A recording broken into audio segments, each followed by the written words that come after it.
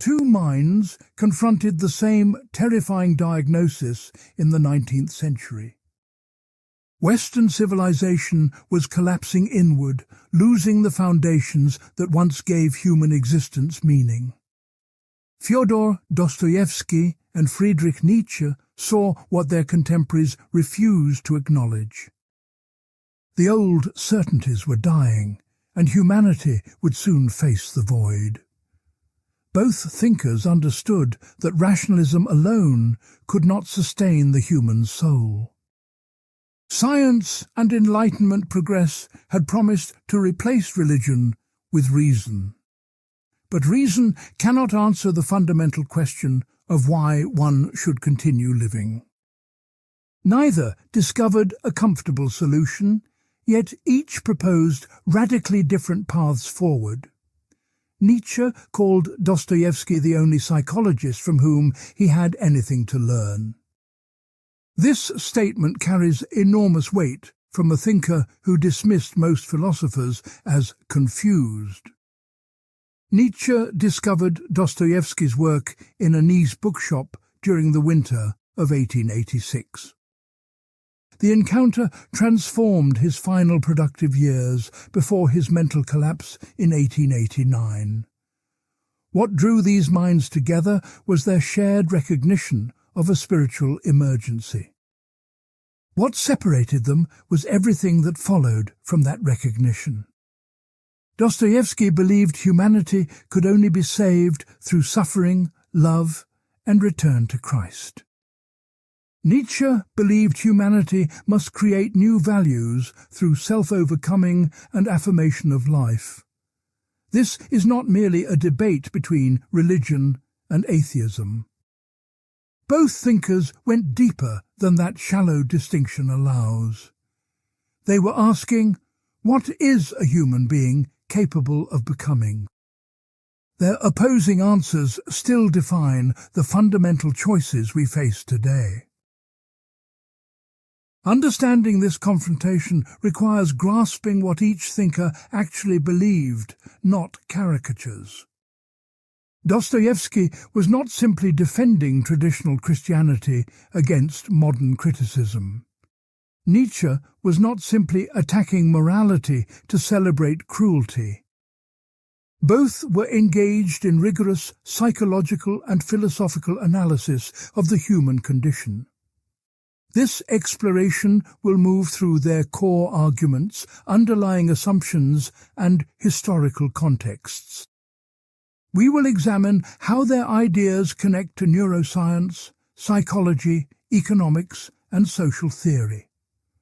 Not to force artificial connections, but to show where genuine intersections illuminate deeper truths. The goal is understanding, not comfortable simplification. Part 1. The crisis they diagnosed. Both Dostoevsky and Nietzsche confronted nihilism, the belief that existence lacks inherent meaning or value. This was not an abstract philosophical puzzle for either thinker. Nihilism was the spiritual sickness they saw spreading through European civilization. Understanding their diagnosis requires grasping what they meant by this term. Nietzsche announced the death of God in The Gay Science, published in 1882. This phrase does not mean God literally died or that Nietzsche personally killed religious belief. It means the conceptual framework that sustained Western values for 2 millennia had collapsed. The cultural belief in a divine source of meaning and morality could no longer be taken seriously. Science had not disproven God in any simple, logical sense. Rather, the scientific worldview made supernatural explanations feel increasingly implausible to educated Europeans. But Nietzsche saw that this created an enormous problem most people refused to confront. The entire moral structure of Western civilization depended on metaphysical assumptions now dissolving. Consider what the Christian worldview provided: an explanation for suffering, a purpose for existence, moral absolutes. It told people their lives mattered in an eternal cosmic drama. Remove this framework, and you do not simply lose religion. You lose the psychological foundation that allowed people to bear life's hardships. Dostoevsky understood this crisis from a different angle, but reached remarkably similar conclusions. He had lived among Russian intellectuals who eagerly imported Western materialism and utopian socialism. He watched young radicals embrace ideologies that denied the soul and reduced humans to matter. His novels dramatize what happens when people actually try to live without transcendent meaning. The character Ivan Karamazov articulates the logical endpoint of atheism with brutal clarity. If there is no God, everything is permitted. This does not mean atheists necessarily become murderers. It means no rational ground exists for preferring compassion over cruelty. Morality without God becomes mere preference, social convention, or biological instinct. You might personally dislike murder, but you cannot call it objectively wrong. Your disgust carries no more metaphysical weight than your preference for chocolate over vanilla. This is the abyss both thinkers stared into with unflinching honesty. The Underground Man, Dostoevsky's nameless narrator from Notes from Underground, embodies this crisis directly. Published in 1864, this short novel influenced Nietzsche profoundly when he encountered it. The underground man is hyperconscious, educated, and utterly paralyzed. He knows that the rational materialist worldview cannot satisfy human spiritual needs. The underground man attacks the utilitarian progressives who believe they can engineer human happiness. These reformers assume humans are rational beings who want comfort, security, and prosperity. Build the right social system, they claim, and human suffering will end. The underground man recognizes this vision ignores something fundamental about human nature. Humans do not simply want rational satisfaction of needs.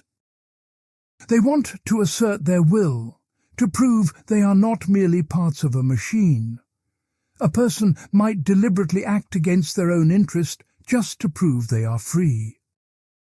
The capacity for irrational choice is precisely what makes humans different from ants in a colony.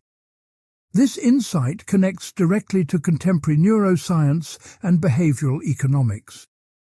Research consistently shows humans do not act as rational utility maximizers. We make decisions based on emotion, identity, social belonging, and narrative meaning. A purely economic model of human motivation misses most of what actually drives behavior.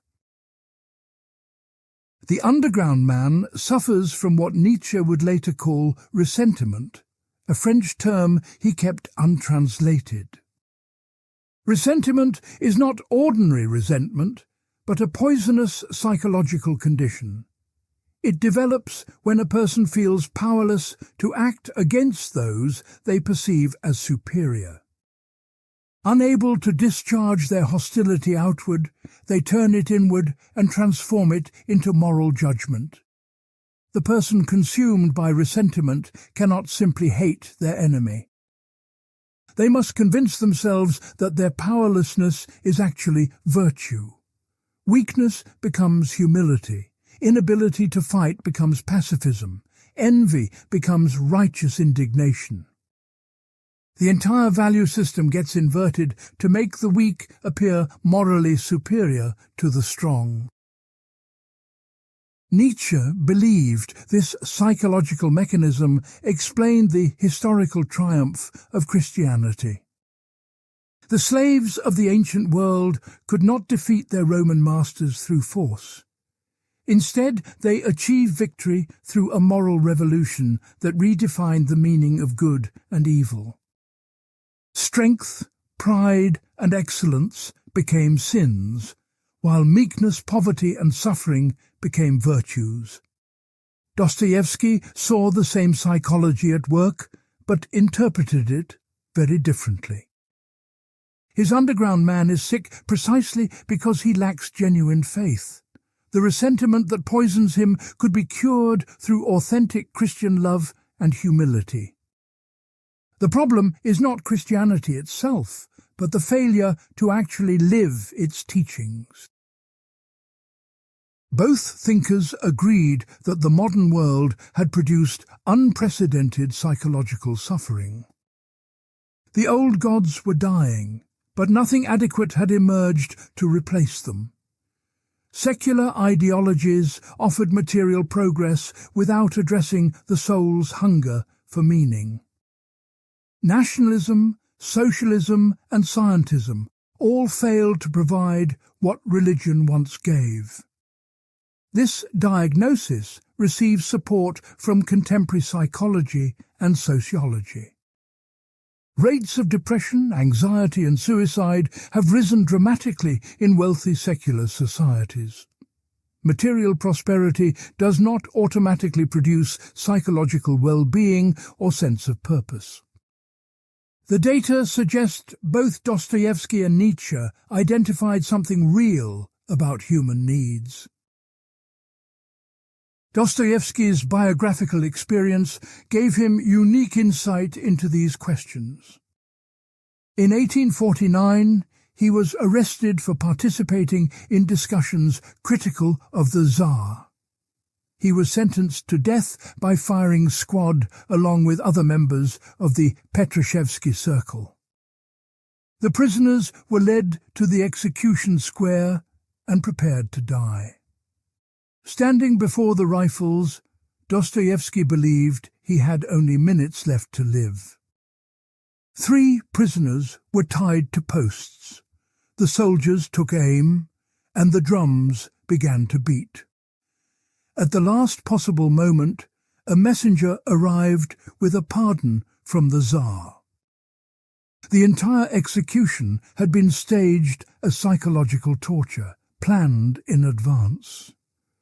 This experience transformed Dostoevsky permanently and shaped everything he subsequently wrote.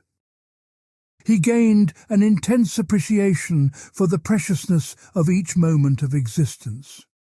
He also developed profound skepticism toward the radical ideologies that had led him there. The intellectual arrogance of utopian reformers seemed obscene to someone who had faced death. After the mock execution, Dostoevsky spent 4 years in a Siberian prison labor camp. He lived among common criminals, murderers, and the lowest elements of Russian society. This experience shattered his earlier intellectual pretensions about the common people. He encountered both profound evil and unexpected spiritual depth in his fellow prisoners. Dostoevsky emerged from prison with a renewed Christian faith and rejection of Western materialism. He came to believe that Russian peasants possessed authentic spirituality that intellectuals had lost. Suffering was not simply punishment, but the path through which redemption became possible. These convictions would animate his greatest novels over the following 3 decades. Nietzsche never experienced anything comparable to Dostoevsky's mock execution or imprisonment. His suffering was more internal, chronic illness, isolation, and the burden of his own insights. He collapsed into permanent madness in 1889 and died in 1900. But he had already seen clearly the crisis that the 20th century would fully reveal. The century that followed vindicated their diagnosis in the most horrifying ways imaginable. Secular ideologies promising earthly paradise produced unprecedented mass murder. Communism and fascism both emerged from the vacuum created by the death of God. These political religions offered meaning, community, and purpose without transcendent foundations. Dostoevsky's Grand Inquisitor, a character we will examine closely, predicted exactly this outcome. Remove genuine freedom and faith, give people bread and security, and they will obey any authority. Nietzsche predicted that the 20th century would be an era of unprecedented warfare and ideology. Both were vindicated by history in ways that should terrify us into taking their warnings seriously. Part 2. The Encounter, when Nietzsche found his only psychologist. Nietzsche discovered Dostoevsky by accident during the winter of 1886 to 87. He was browsing a bookshop in Nice when a French translation caught his attention. The book was titled L'Esprit Souterrain, a compilation containing notes from underground and another work. Nietzsche did not even recognize the author's name when he picked it up. Something about the volume drew him in immediately, an instinctive sense of recognition. He later wrote that he felt an instant kinship with this unknown Russian writer. The encounter proved transformative for Nietzsche's final productive years before his collapse. He would reference Dostoevsky repeatedly in his letters and late works. In Twilight of the Idols, Nietzsche made his famous declaration about Dostoevsky. He called him the only psychologist from whom he had anything to learn. This statement is extraordinary from a thinker who dismissed most of Western philosophy as error. Nietzsche was not generous with praise, yet he elevated this novelist above professional philosophers. What did Nietzsche mean by calling Dostoevsky a psychologist? He did not mean psychology in the academic or clinical sense we use today. For Nietzsche, psychology meant the ability to penetrate human self-deception and hidden motivations. It meant understanding what people actually want beneath their conscious rationalizations. Dostoevsky's characters revealed the dark mechanisms of the human soul with unprecedented honesty. The underground man exposed how consciousness itself could become a disease. Raskolnikov showed how intellectual theories collapsed under the weight of actual experience. These were not morality tales, but rigorous investigations into human nature. Nietzsche recognized that Dostoevsky had independently discovered many of his own insights. The Russian novelist had mapped the territory of resentment before Nietzsche named it. He had shown how weakness transforms itself into moral superiority through psychological alchemy. This was exactly what Nietzsche was trying to expose in his genealogy of morals. In a letter to Georg Brandes in 1888, Nietzsche elaborated on this connection. He wrote that he was grateful to Dostoevsky in a remarkable way, but he added a crucial qualification. Dostoevsky went against his deepest instincts. This tension between kinship and opposition defined Nietzsche's relationship to the Russian master. Nietzsche admired the diagnosis but rejected the cure Dostoevsky proposed. Both saw the same sickness in modern humanity: paralysis self-deception, spiritual emptiness, but Dostoevsky believed redemption came through Christian love and suffering. Nietzsche believed Christianity was itself the source of the disease, not its cure. The timing of this encounter matters enormously for understanding Nietzsche's late philosophy. He discovered Dostoevsky while writing On the Genealogy of Morals. The influence is visible in how Nietzsche develops his concept of resentment and slave morality. Dostoevsky had provided living examples of the psychology Nietzsche was theorizing about. There is no evidence that Dostoevsky ever read Nietzsche. The Russian novelist died in 1881, before Nietzsche became widely known. Their relationship was entirely one-directional. Nietzsche reading Dostoevsky, not the reverse. Yet Dostoevsky had anticipated Nietzschean themes decades before Nietzsche articulated them. This creates a fascinating interpretive situation for scholars.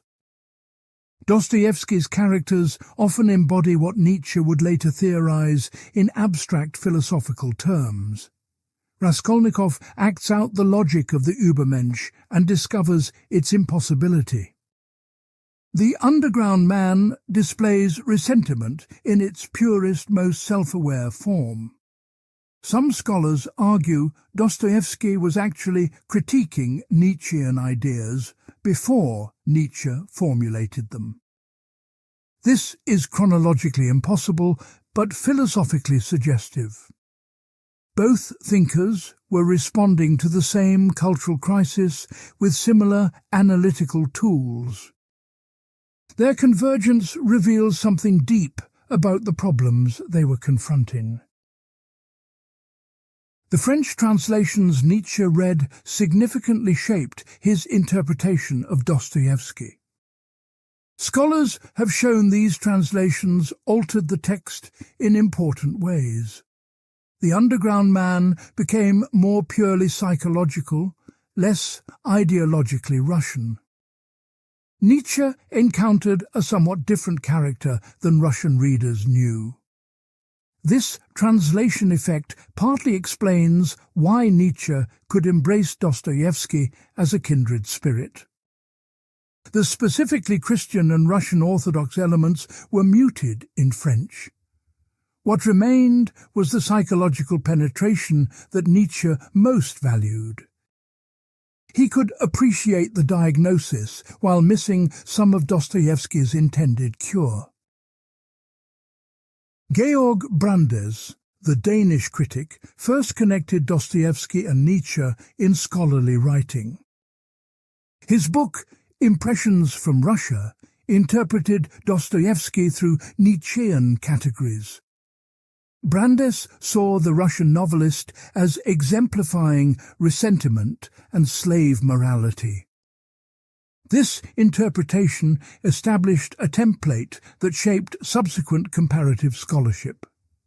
Lev Shestov, the Russian existentialist philosopher, offered a more provocative reading. He argued that Dostoevsky secretly shared Nietzsche's will to power as his deepest aim. The Christian endings of his novels were compromises, not authentic resolutions. Shestov saw both thinkers as philosophers of tragedy, confronting an indifferent universe. This scholarly debate continues today without resolution. Was Dostoevsky a proto-Nietzschean who lost his nerve at the final moment? Or was Nietzsche a brilliant reader who fundamentally misunderstood his Russian counterpart? The answer depends on how one interprets the relationship between their philosophies. What remains undeniable is that Nietzsche found in Dostoevsky a worthy interlocutor. The Russian novelist showed that the problems Nietzsche identified were real, not invented. If someone as different as Dostoevsky saw the same crisis, it could not be dismissed.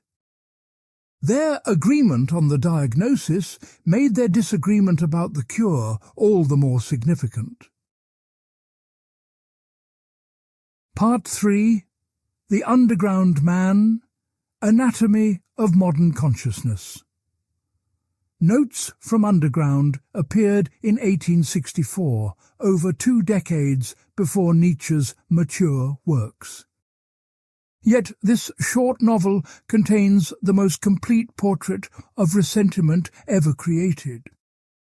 Dostoevsky dramatized the psychology that Nietzsche would later theorize in philosophical prose. Understanding the underground man is essential for grasping what both thinkers diagnosed. The novella opens with a confession. I am a sick man, I am a spiteful man. The narrator immediately establishes himself as unreliable, self-contradictory, and fully aware of both. He knows he is sick, yet he refuses treatment. His spite gives him a perverse pleasure that he cannot relinquish. The underground man is not ignorant or stupid. He is hyperconscious, educated, and capable of seeing through every illusion. This very consciousness has become his disease. He cannot act because he sees too many sides of every question. A man of action, the underground man explains, is limited precisely because he can act. He takes some principle as foundational and moves forward without questioning it. The conscious man, by contrast, cannot find any firm ground to stand upon. Every justification for action dissolves under sufficiently rigorous analysis. This paralysis of hyper-awareness connects directly to contemporary research on decision-making. Psychologists have documented how excessive deliberation can undermine the capacity to choose. The phenomenon called analysis paralysis reflects exactly what Dostoevsky portrayed. Too much consciousness becomes an obstacle rather than an advantage. The underground man attacks the rational egoism fashionable among Russian progressives of his time. These thinkers believed humans naturally pursue their rational self-interest, build a society that aligns individual interest with collective good, and utopia follows. The underground man recognizes this view fundamentally misunderstands human nature. Humans do not simply want rational satisfaction of their needs. They want to assert their will, to prove they are free and not mechanical. A person might deliberately choose against their interest just to demonstrate autonomy. The capacity for irrational choice is precisely what distinguishes persons from objects. This insight anticipates what behavioral economists discovered over a century later. Humans systematically deviate from rational utility maximization in predictable ways. We choose based on identity, emotion, social meaning, and narrative coherence. The underground man knew this through introspection before scientists confirmed it empirically. The underground man describes himself as a mouse rather than a man of action. When insulted, he cannot strike back immediately like a normal person would. Instead, he retreats into his corner and broods, analyzing, fantasizing revenge. The resentment ferments into something poisonous because it cannot be discharged. Nietzsche recognized this portrait as capturing exactly what he meant by ressentiment. The term describes a specific psychological dynamic, not ordinary resentment. It develops when a person feels powerless to act against perceived superiors. Unable to express hostility outward, they transform it through moral revaluation. The powerless person convinces themselves that their inability to fight is actually virtue. Weakness becomes humility, cowardice becomes patience, impotence becomes moral superiority. This psychological alchemy allows the weak to feel superior to the strong. The entire value system inverts to justify the position of the one who cannot act. The underground man displays this mechanism with agonizing self-awareness. He knows his moral posturing is compensation for his powerlessness. Yet knowing this does not free him from the pattern. His consciousness observes itself engaging in self-deception, but cannot stop. This self-aware ressentiment may be uniquely modern. Earlier forms of slave morality, as Nietzsche described them, were less conscious. The priests who invented Christian values may have genuinely believed their own revaluation. The underground man sees through himself and remains trapped nonetheless. In the second part of the novella, Dostoevsky shows ressentiment in action through concrete episodes. The underground man becomes obsessed with an officer who once brushed past him in a tavern. The officer did not even notice him, which makes the insult unbearable. For years, the underground man fantasizes about revenge while doing nothing. Finally, he decides to bump into the officer on the street as an assertion of equality. He borrows money to buy an expensive coat, so he will look respectable. After many failed attempts, he manages to collide with the officer on the sidewalk. The officer barely notices, but the underground man feels triumphant nonetheless.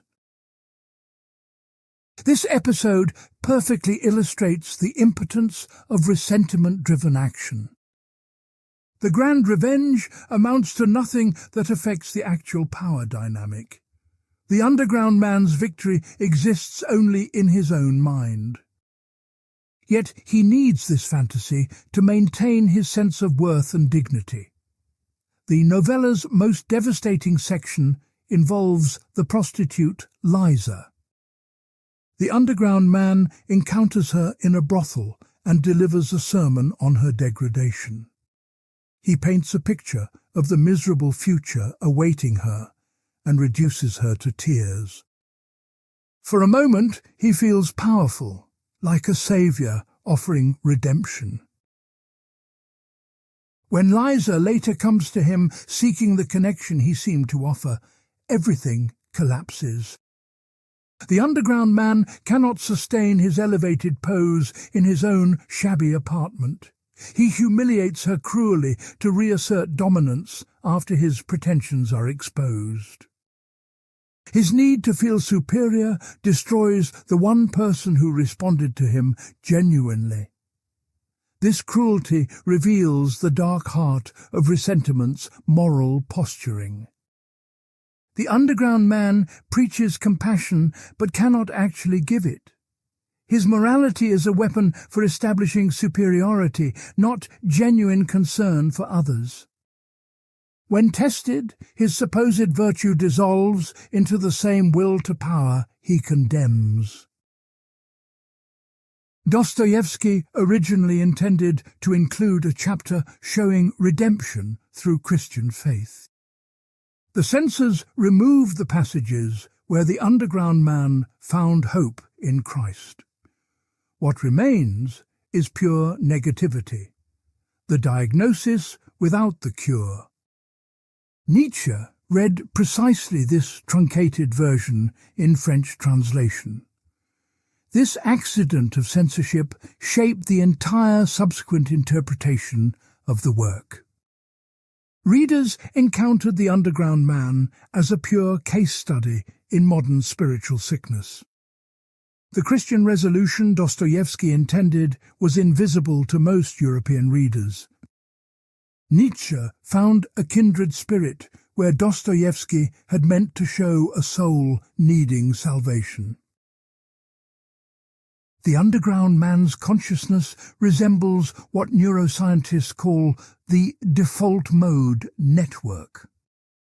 This brain system activates during self-referential thinking, rumination, and social comparison. Overactivity in this network correlates with depression, anxiety, and excessive self-focus. The underground man lives almost entirely in this mode of recursive self-examination.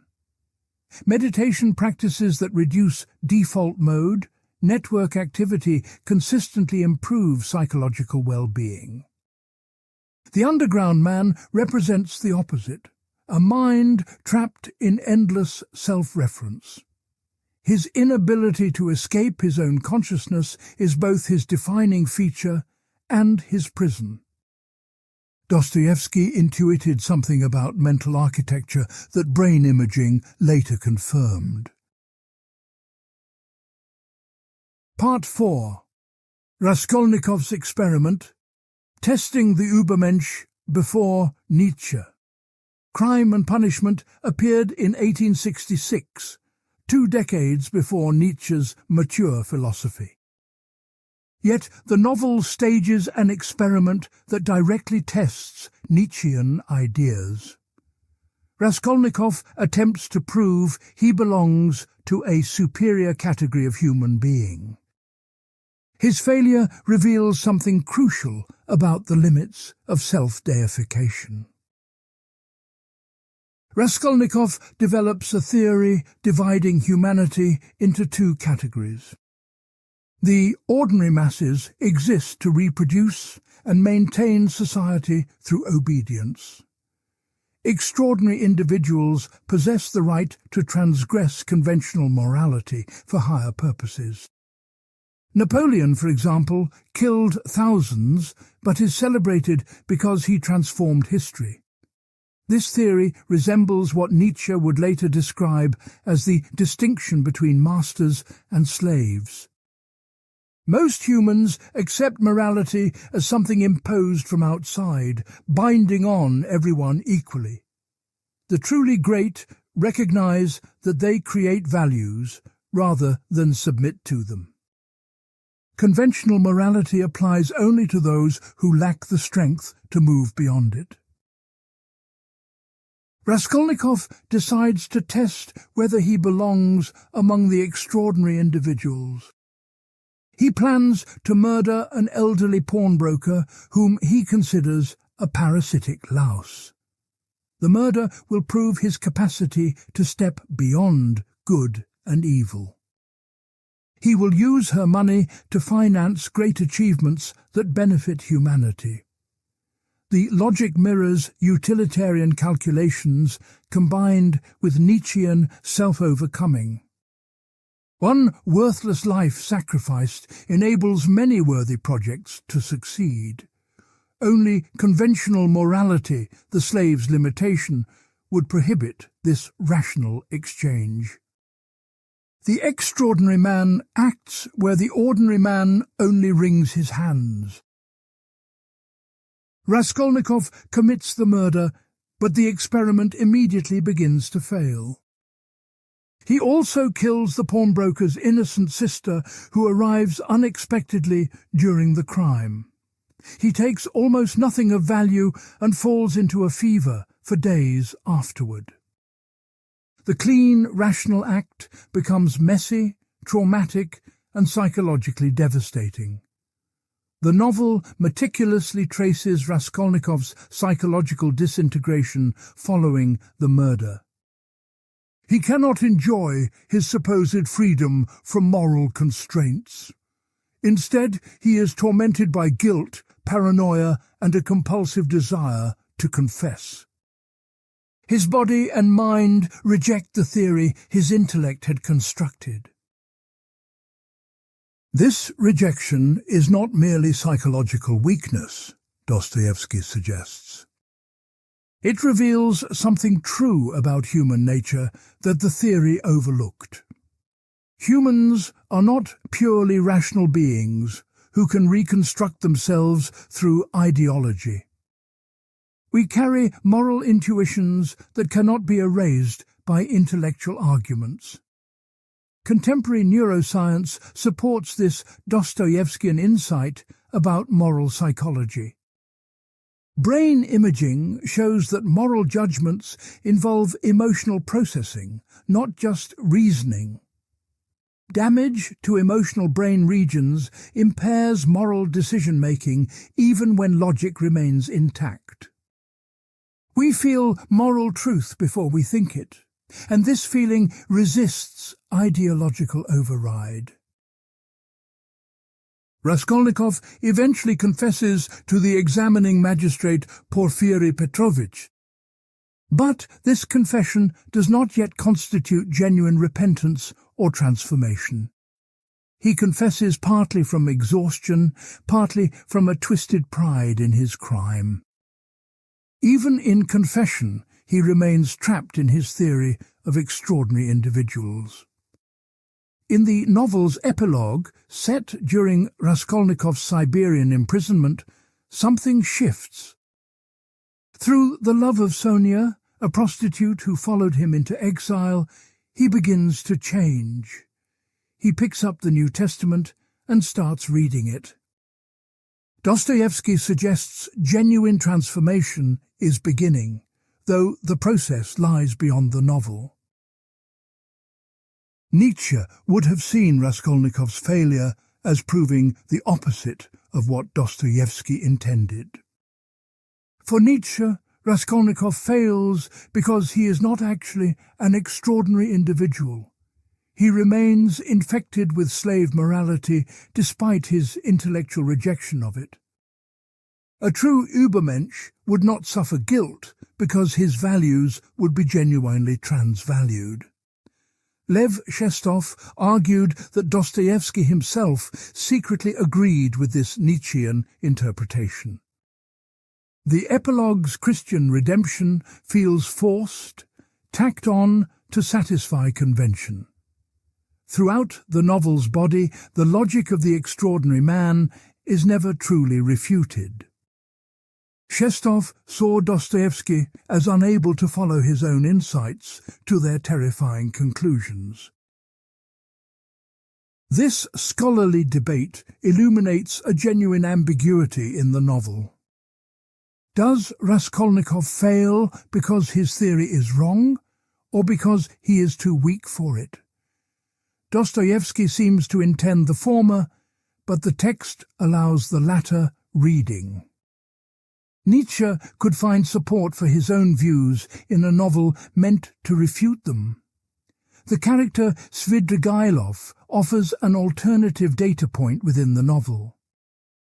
He has committed terrible acts but feels no guilt or psychological torment. He lives according to pure self-interest without the burden Raskolnikov carries. Yet Svidrigailov eventually kills himself, suggesting this path also leads nowhere. Svidrigailov represents what Raskolnikov might have become with a stronger constitution. He succeeded where Raskolnikov failed in silencing his conscience. But this success brought only emptiness, boredom, and eventual self-destruction. Dostoevsky implies that even successful transgression of morality leads to spiritual death. For Nietzsche, Svidrigailov would represent decadence, not the Übermensch.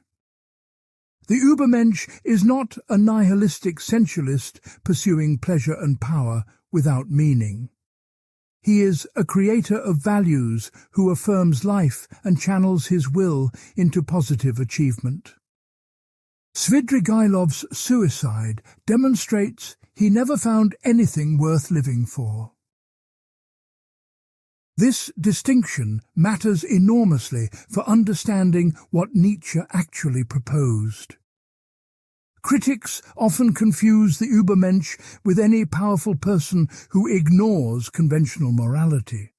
but Nietzsche condemned such types as failed, decadent, or merely destructive.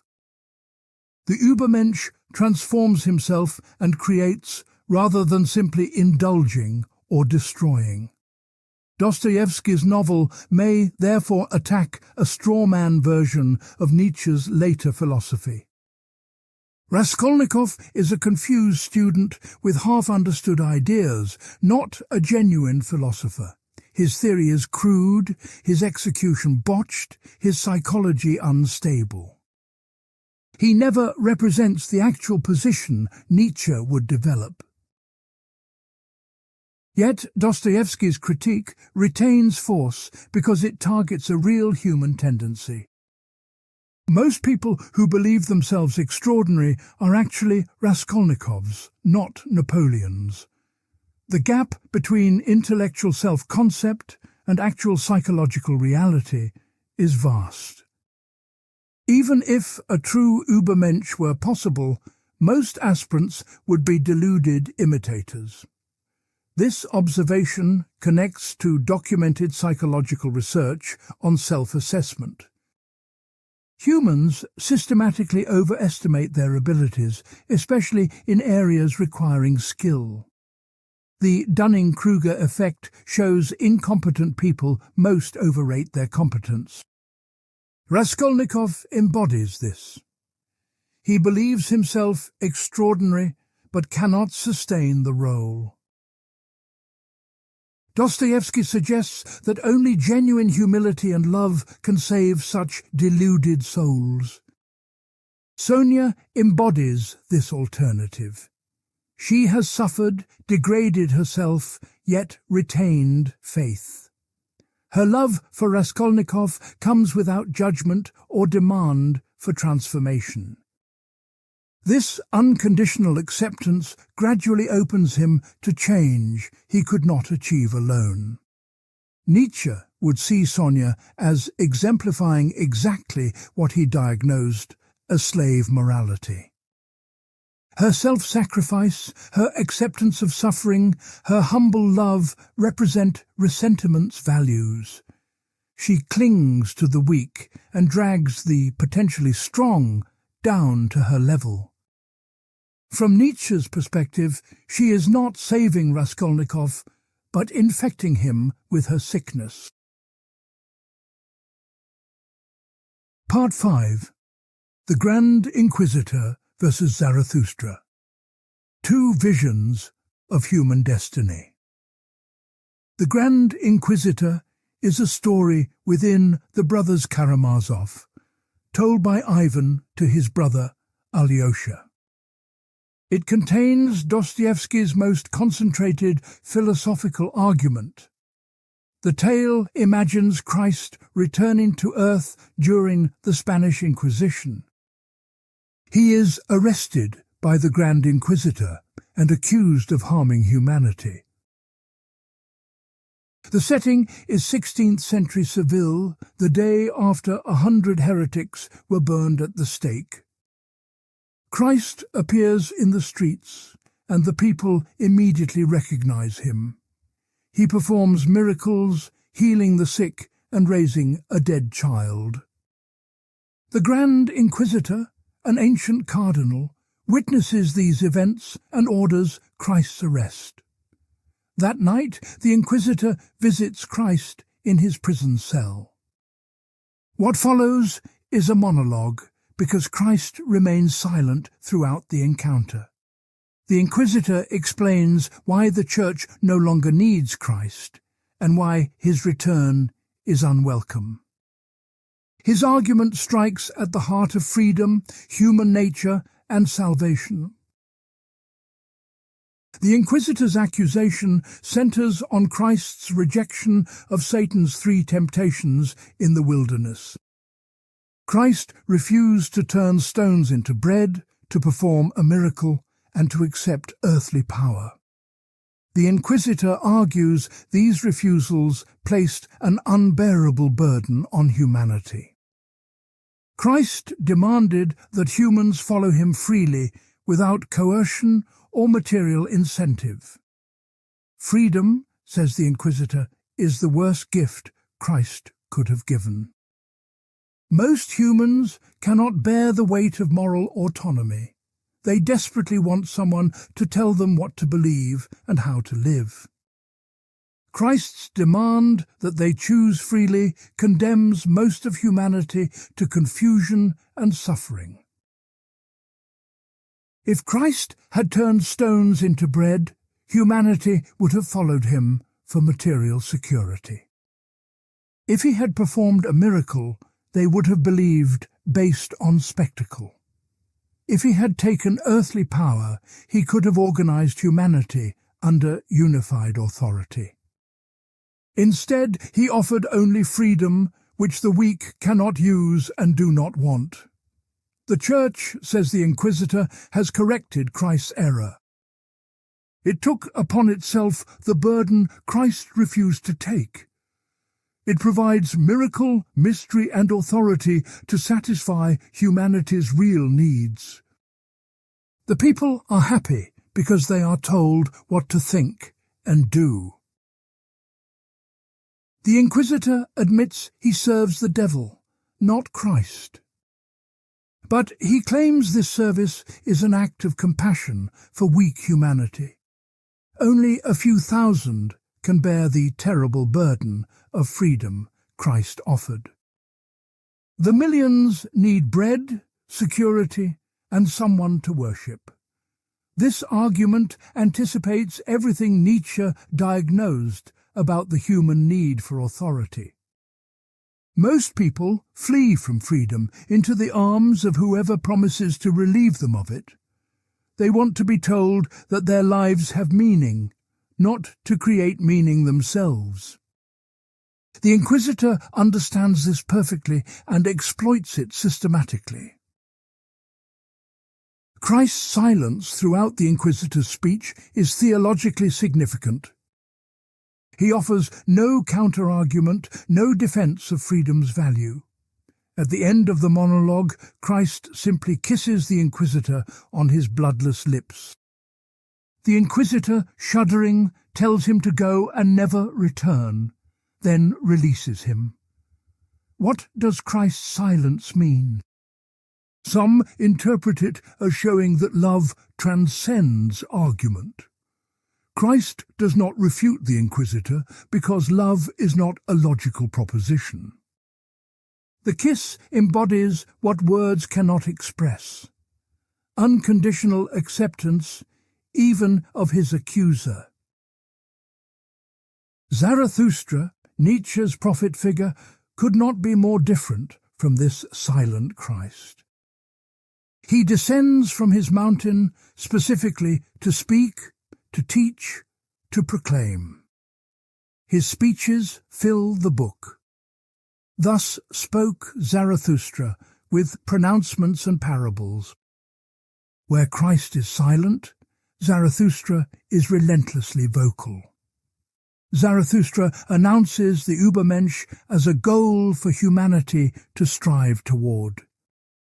He teaches that humans must overcome themselves, creating new values beyond good and evil. The earth is where meaning must be made, not some promised afterlife. Those who hope for otherworldly redemption despise the only life they actually have. The Inquisitor and Zarathustra share a diagnosis, but propose opposite solutions. Both recognize that most humans cannot bear the burden of freedom. The Inquisitor concludes that authority must relieve them of this burden. Zarathustra concludes that humanity must evolve toward beings who can bear it. The Inquisitor is a compassionate pessimist about human nature. He accepts humanity as it is, weak, confused, hungry for direction. His authoritarian solution follows logically from this realistic assessment. Kindness, not cruelty, motivates his willingness to enslave for the sake of happiness. Zarathustra is an optimist about human potential, if not about current humanity. He despises the last men who seek only comfort and security. But he believes humanity can overcome itself and produce something higher. The Übermensch is not a fantasy, but an achievable goal for those who strive. This disagreement about human potential defines the entire Dostoevsky-Nietzsche confrontation. Can humans actually become free, self-creating beings who need no external authority? Or is the demand for such freedom a cruel joke played on creatures incapable of it? The answer determines everything about how society should be organized.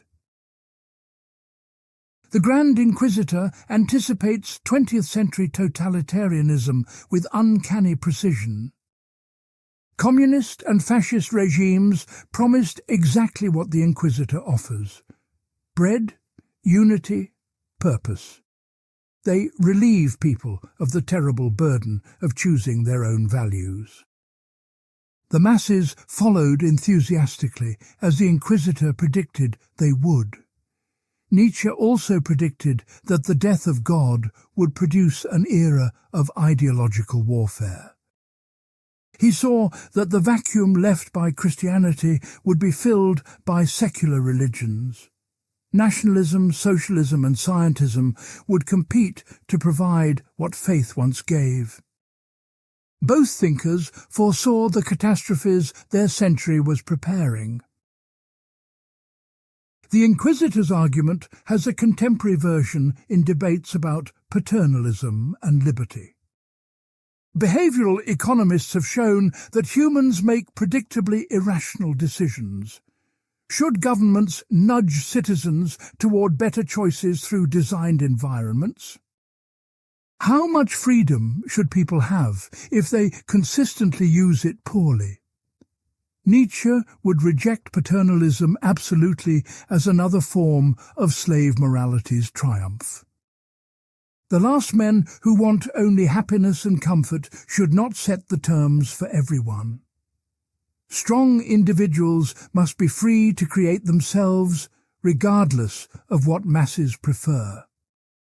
Any system that constrains the highest for the sake of the lowest deserves contempt.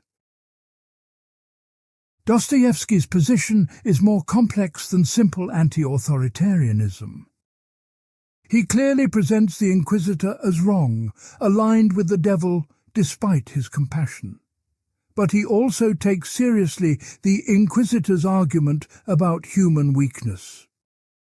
The answer is not libertarian freedom, but freedom grounded in faith and love.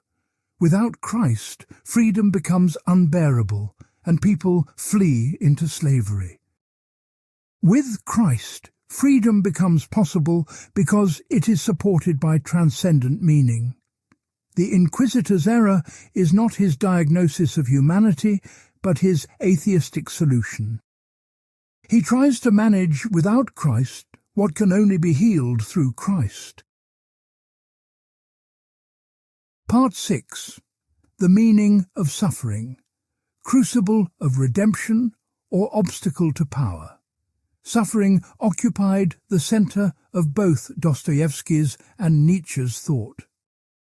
Neither offered comfortable reassurance that pain could be avoided or easily explained. Both insisted on confronting suffering honestly, without illusion or evasion. Yet they reached radically different conclusions about what suffering means and does. Dostoevsky believed suffering was necessary for spiritual transformation and redemption. His characters achieve genuine change only through intense, often prolonged anguish. Raskolnikov's guilt torments him until he can finally accept love and begin healing. The path to God runs through the valley of suffering, not around it. This view has deep roots in Christian theology, especially Eastern Orthodox tradition. Kenosis, the self-emptying of Christ, models the soul's journey toward God. One must lose oneself to find oneself, die to be reborn. Suffering breaks the ego's self-sufficiency and opens it to grace. Father Zosima, the holy elder in the Brothers Karamazov, articulates this vision clearly. He teaches that we must love even suffering itself as part of creation. Every moment of existence, including pain, is a gift to be accepted with gratitude. This acceptance transforms suffering from meaningless torment into meaningful trial. Zosima's disciple Alyosha embodies this teaching throughout the novel. He moves through a world of violence, cruelty, and despair without being destroyed by it. His faith allows him to love even those who hate him and hurt others. Suffering becomes the crucible in which his compassion is tested and strengthened. Nietzsche utterly rejected the Christian interpretation of suffering as redemptive.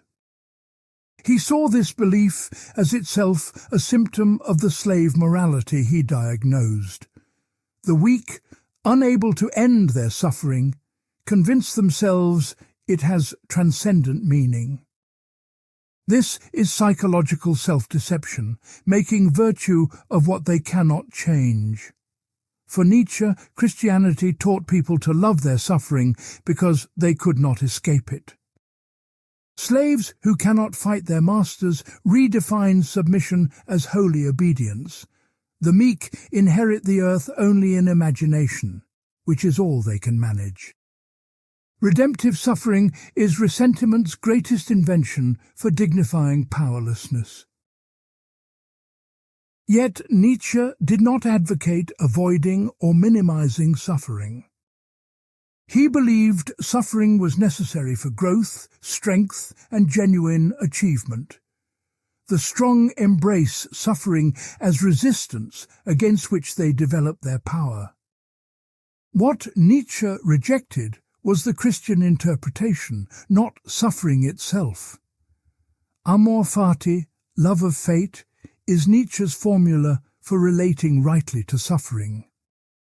One should not merely accept suffering, but will it, affirm it, want it again. Every pain in your life made you who you are. To wish away any suffering is to wish away yourself. The eternal recurrence tests whether one has achieved amor fati. Could you affirm your life so completely that you would choose to relive it eternally?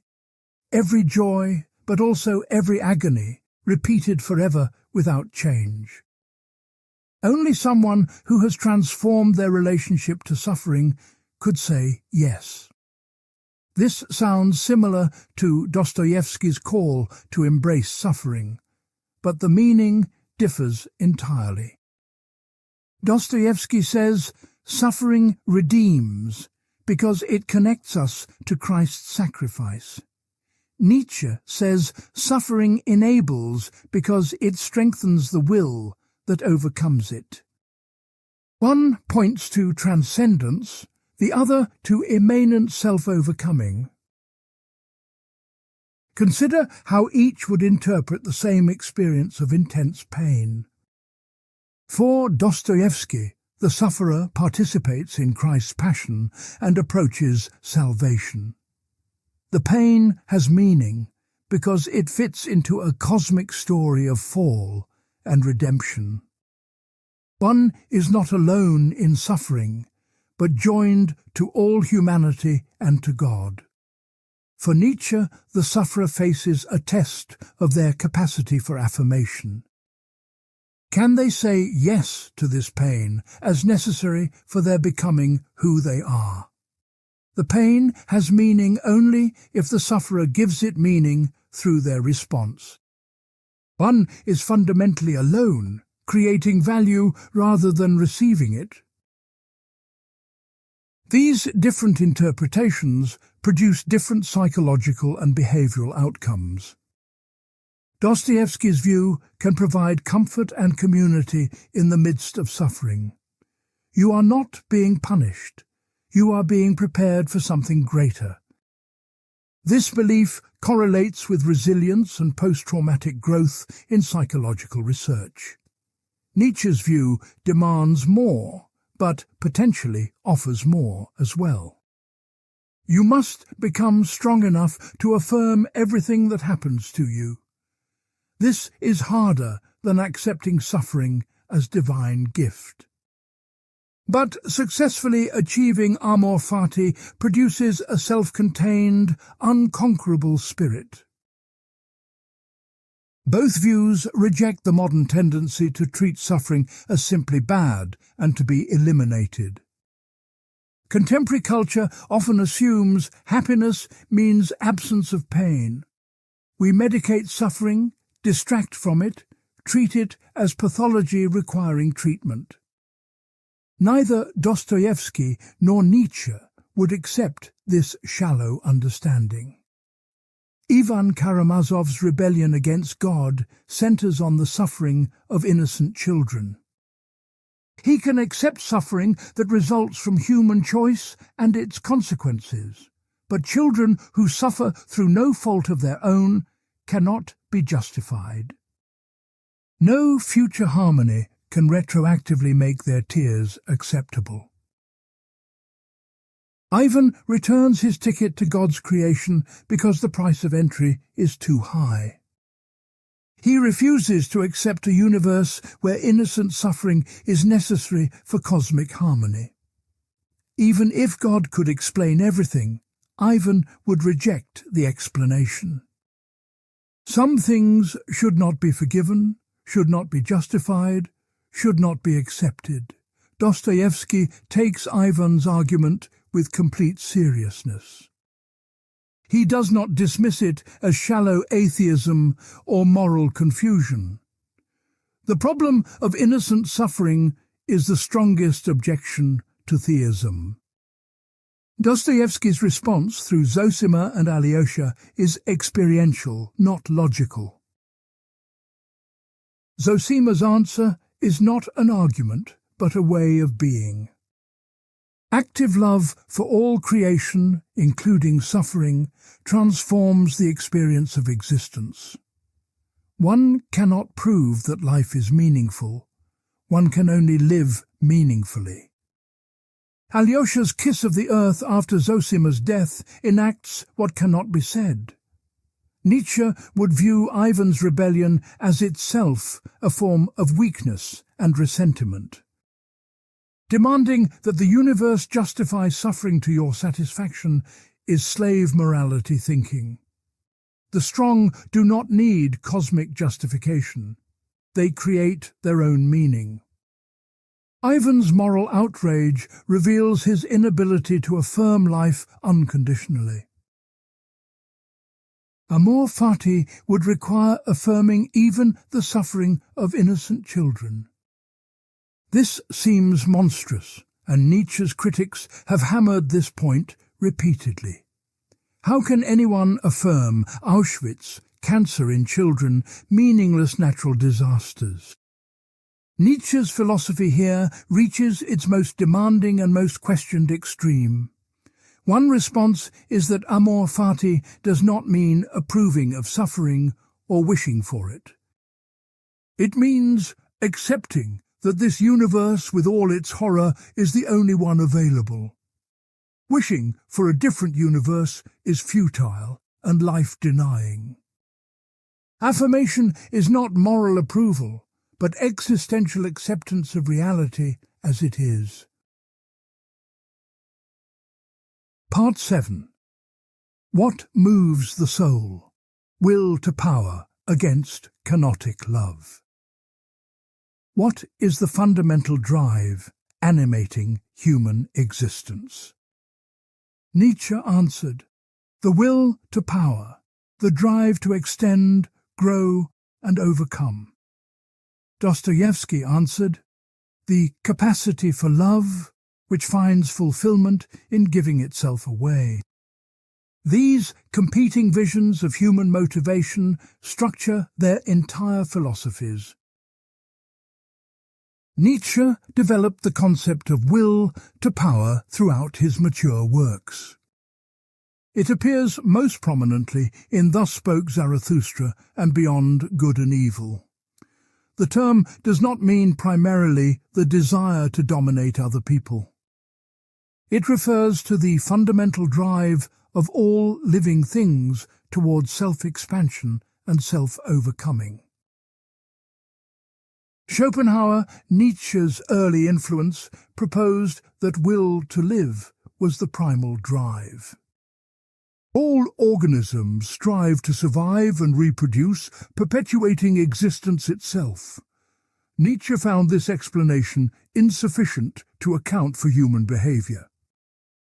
Humans often risk their lives for things that have nothing to do with survival. A person will sacrifice their life for honor, principle, creation, or glory.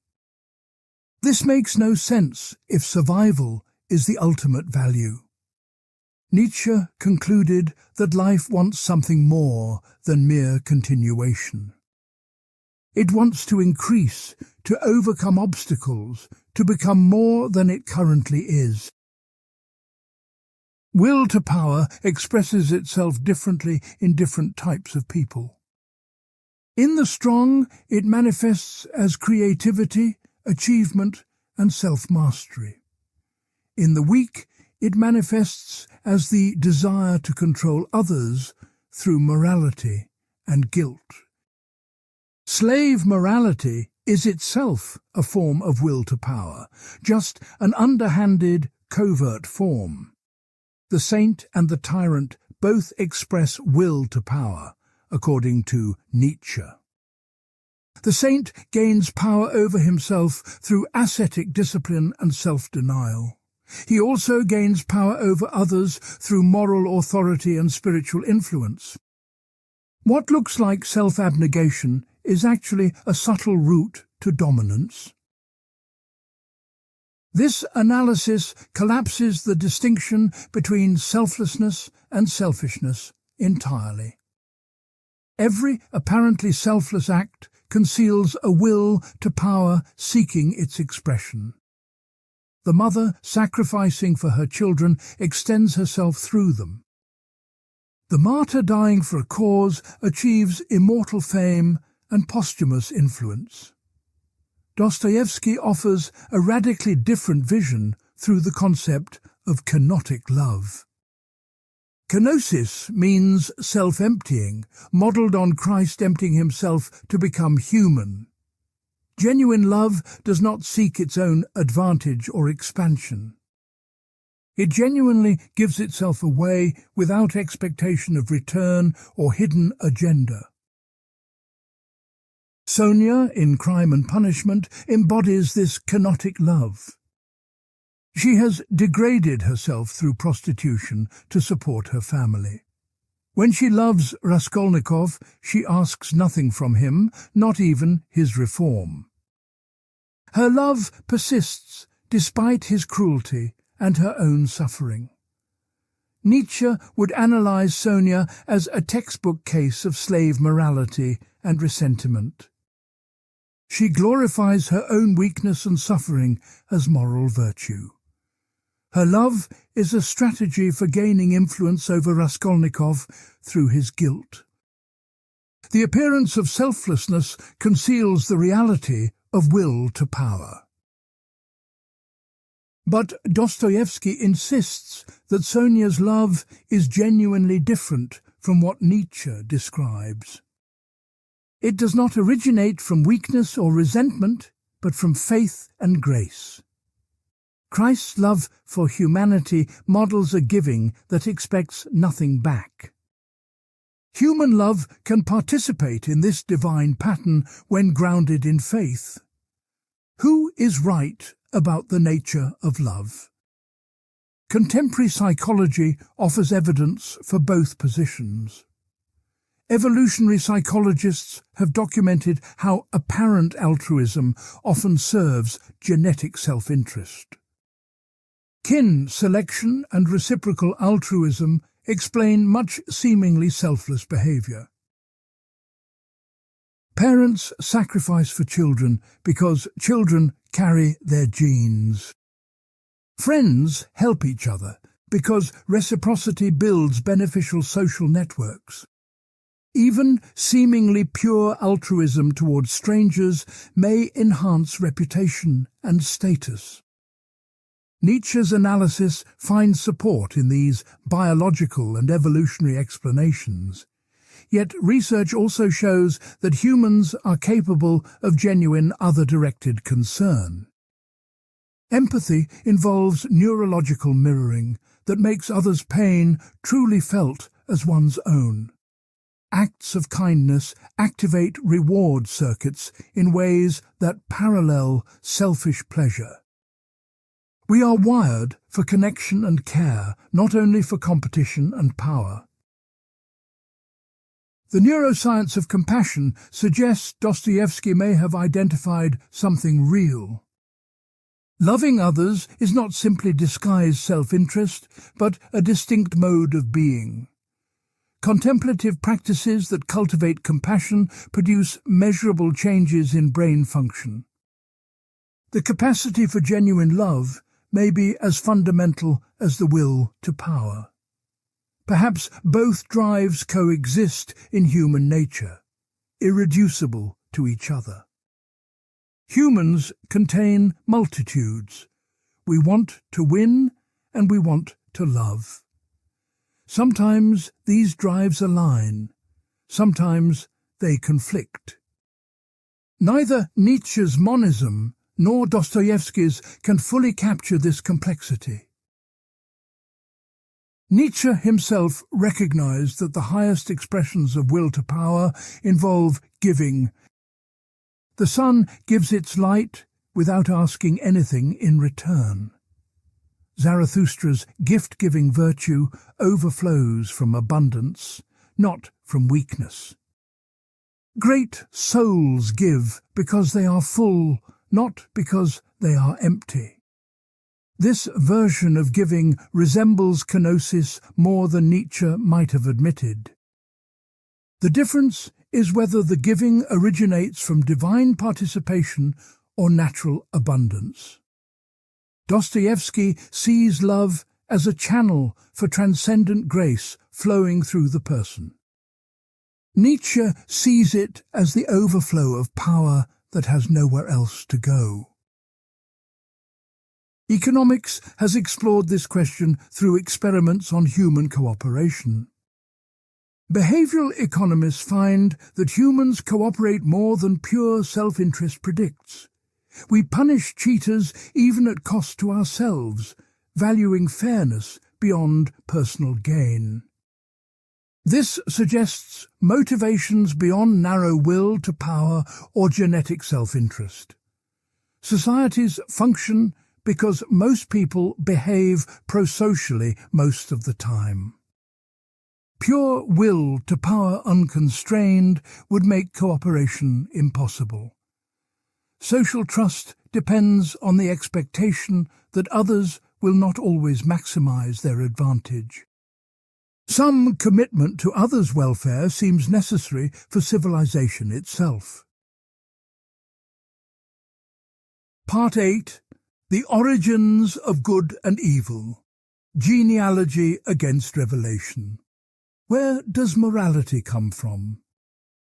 This question defines the deepest difference between Nietzsche and Dostoevsky.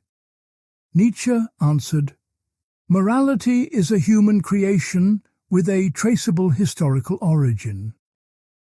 Dostoevsky answered, "Morality reflects divine reality that humans discover, not invent." Nietzsche's genealogy of morals conducts what he calls a genealogical investigation. This method traces concepts back to their historical and psychological origins. By showing how moral ideas arose from specific conditions and interests, they lose their appearance of timelessness.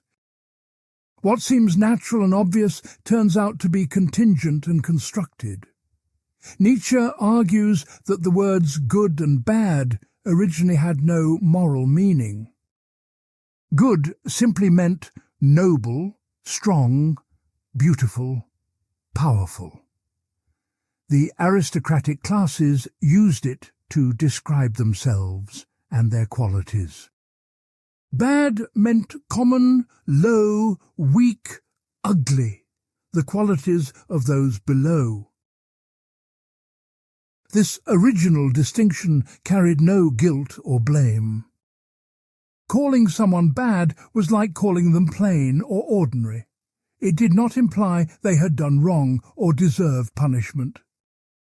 The nobles simply described the world as they experienced it from their position of power. The slave revolt in morality inverted this original meaning. Those who were called bad by the nobles reframed themselves as good in a different sense. They made their weakness into humility, their inability to fight into peacefulness. The qualities of the powerful became redefined as evil, a new term carrying condemnation. Evil, unlike the original bad, implies deliberate wrongdoing, deserving punishment. The slave morality required the concept of free will to make this work. If the strong freely choose their cruelty, they can be blamed and judged. Without free will, the strong are simply being what they are, like lions killing prey. Nietzsche traces this transvaluation of values through Judaism and then Christianity. The Jews, powerless against their imperial oppressors, achieve moral victory through redefinition. Rome conquered with swords, Judea conquered with values that eventually captured Rome itself. Christianity spread slave morality throughout the ancient world and into European civilization. Dostoevsky would reject this entire genealogical project as fundamentally misguided. Morality does not have the kind of human origin Nietzsche describes. Good and evil are real features of existence revealed by God, not invented by humans. Tracing historical development of moral concepts proves nothing about their ultimate truth. The fact that humans gradually came to understand moral truths does not make those truths human creations. Scientific understanding also developed historically, but that does not make physics arbitrary. Moral knowledge, like mathematical knowledge, could be discovered rather than invented. The genealogical method commits a genetic fallacy, confusing origin with validity. This objection has force that Nietzscheans must take seriously. Showing that moral concepts developed historically does not prove they are false. Perhaps humans gradually discovered what was always true about how to live. Origin and truth are different questions that genealogy tends to conflate. Nietzsche anticipated this response and argued that genealogy serves a different function. It does not directly refute moral claims, but undermines their authority. Knowing that values come from ressentiment makes it harder to take them as absolute. Genealogy destabilizes rather than disproves, which is enough for Nietzsche's purposes. Dostoevsky's characters repeatedly confront the question of morality's ground. Even Karamazov articulates the problem clearly. Without God, everything is permitted. This does not mean atheists always behave badly. It means no objective basis exists for calling any behavior truly wrong. Many philosophers have tried to ground morality without God. Kant proposed that reason itself legislates universal moral duties. Utilitarians argued that maximizing happiness provides objective moral guidance. Nietzsche found all such attempts to be covert Christianity, keeping the conclusions while discarding the premises. If moral realism is true, as Dostoevsky believed, then some acts really are wrong, regardless of opinion. Murder is not merely disapproved of by most people. It genuinely violates something real. This reality is grounded in God's nature and creation. Without God, we lose the foundation that makes morality more than preference. Contemporary moral philosophy remains divided on exactly these questions. Moral realists argue that ethical truths exist independently of human attitudes. Anti-realists argue that morality is constructed, conventional, or expressive of emotion. The Dostoevsky-Nietzsche debate continues in different vocabulary among professional philosophers. Neuroscience has contributed new data without resolving the underlying question. We know that moral judgments involve both emotional and rational brain processes. We know that some moral intuitions appear cross-culturally and may be innate. But whether these intuitions track moral reality or just evolutionary programming remains contested. Evolutionary ethics tends to support something like Nietzsche's genealogical approach. Our moral intuitions arose because they promoted survival and reproduction in ancestral environments. Disgust at incest, for example, prevents genetic problems rather than tracking cosmic truth. This does not prove all morality is evolutionary adaptation, but it makes the genealogical method plausible. Dostoevsky might respond that God designed evolution to produce beings capable of moral knowledge. The naturalistic origin of moral intuitions is compatible with their tracking divine truth. Just as God designed eyes that accurately perceive physical reality, he designed consciences that perceive moral reality. Evolution is the mechanism. God's purpose is the explanation. This debate cannot be settled by philosophical argument alone. At some level, one must decide what kind of universe one believes in. Is reality ultimately meaningless matter, as Nietzsche held? Or is it the creation of a personal God who establishes moral order? Both positions require faith, though different kinds of faith. Materialism cannot be proven true any more than theism can. Nietzsche's genealogy assumes a godless universe. Dostoevsky's ethics assumes a God-created one. The choice between them is not a matter of following evidence to its obvious conclusion. Part 9. Ivan's Rebellion and Amor Fati. Two responses to innocent suffering. Ivan Karamazov's argument against God is considered one of the strongest ever formulated. He does not deny God's existence. He denies that any God who exists deserves worship. His rebellion centers on the suffering of innocent children, which cannot be justified.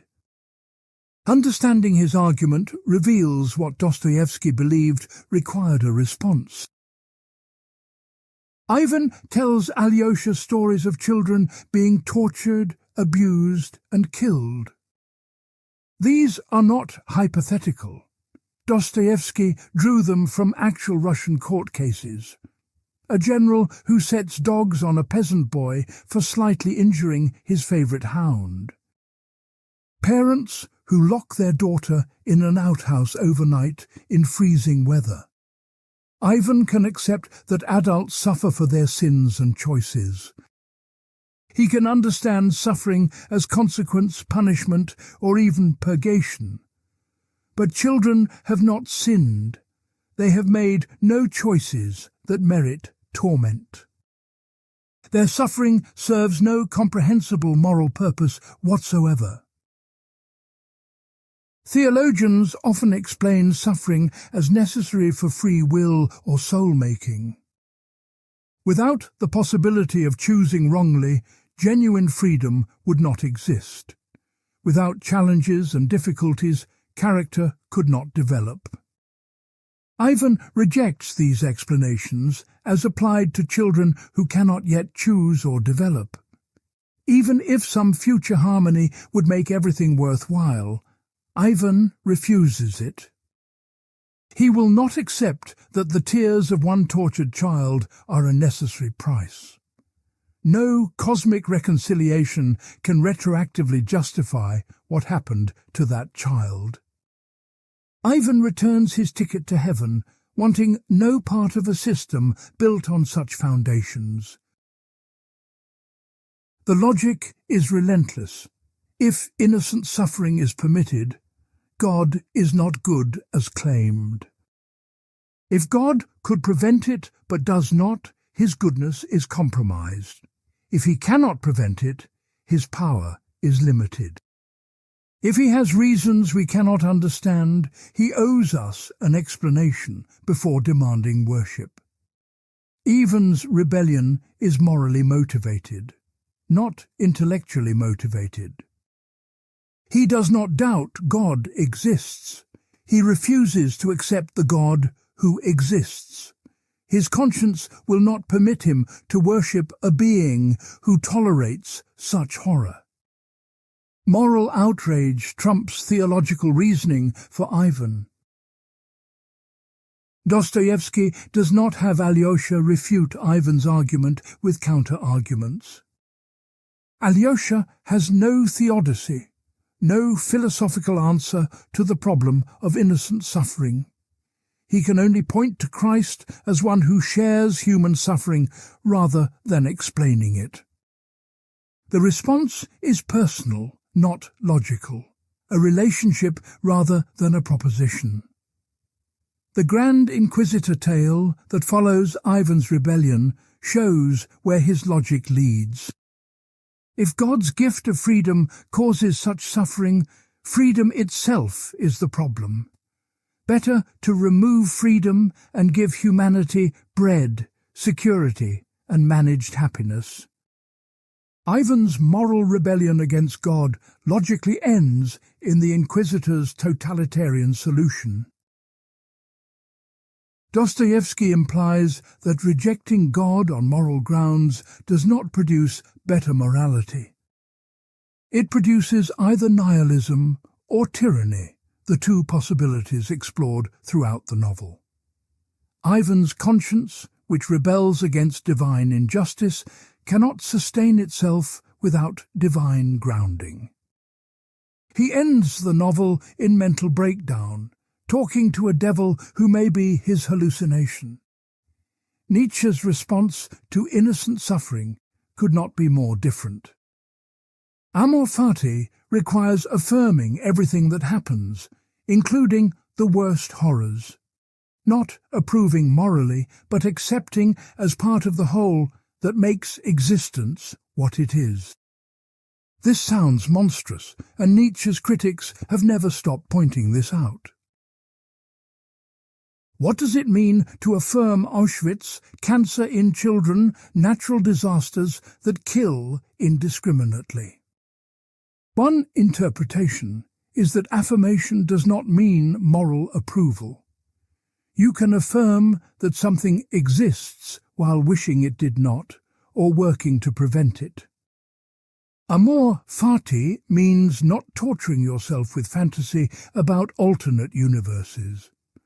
Another interpretation is that Nietzsche demands something truly superhuman. The Übermensch can affirm even horror because his yes-saying transcends ordinary morality. This places Nietzsche's ideal beyond the reach of normal human conscience. Perhaps only the Übermensch, not ordinary people, can achieve amor fati fully. The eternal recurrence thought experiment tests whether one has achieved this affirmation. Could you will your entire life, including every suffering you witnessed, to recur eternally? Most people cannot honestly answer yes to this question. Ivan Karamazov certainly could not. His conscience revolts at the very idea. Nietzsche might respond that Ivan's rebellion is itself a form of weakness.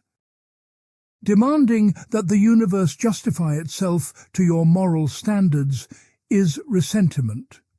The strong affirm what is. The weak complain that what is fails to meet their standards.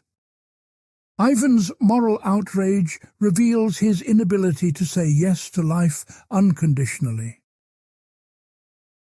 But this response seems inadequate when confronted with actual tortured children.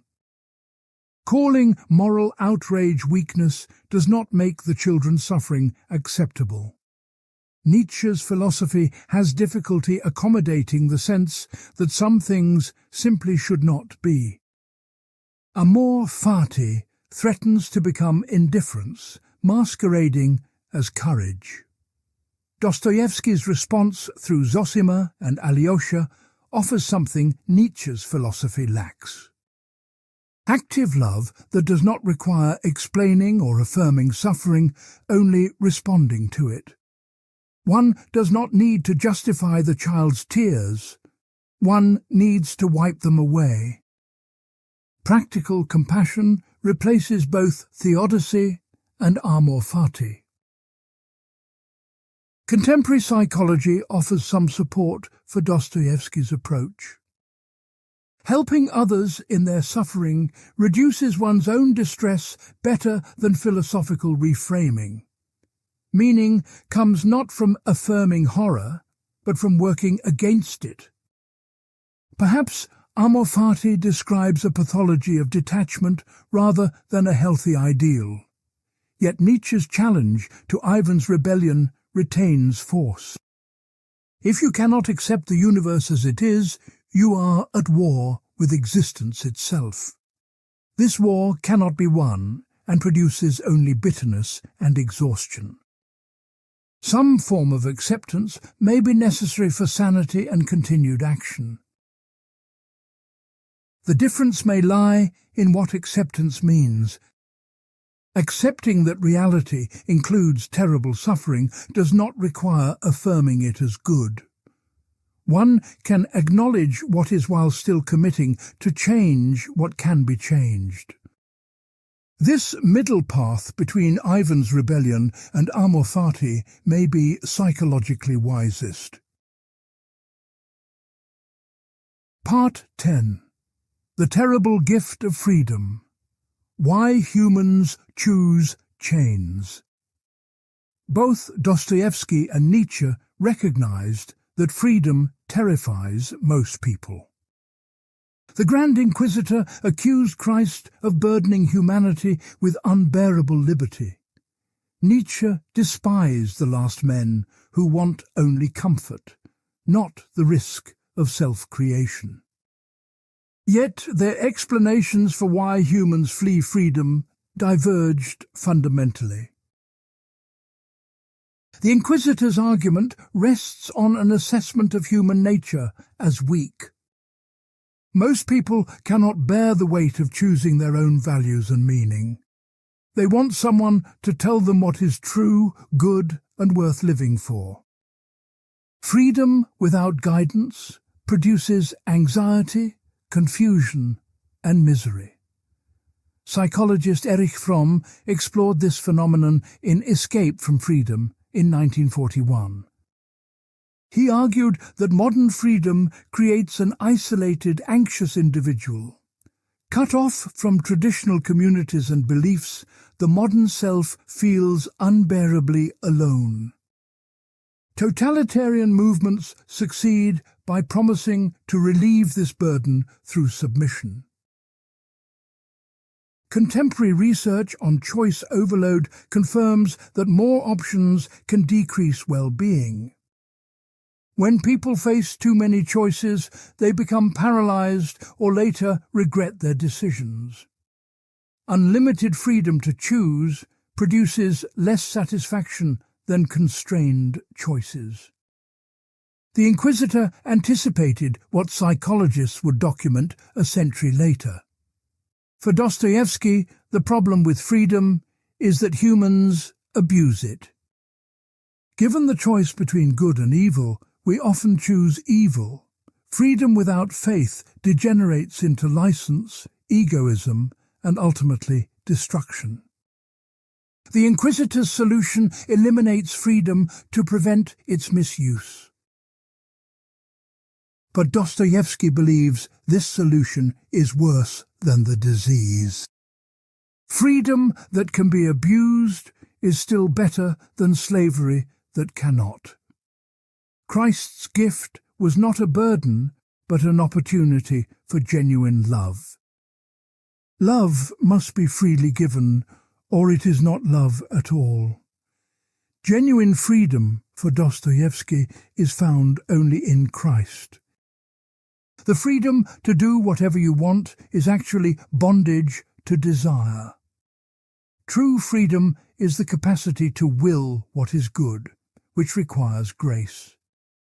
Alyosha lives freely because his will aligns with divine will through faith.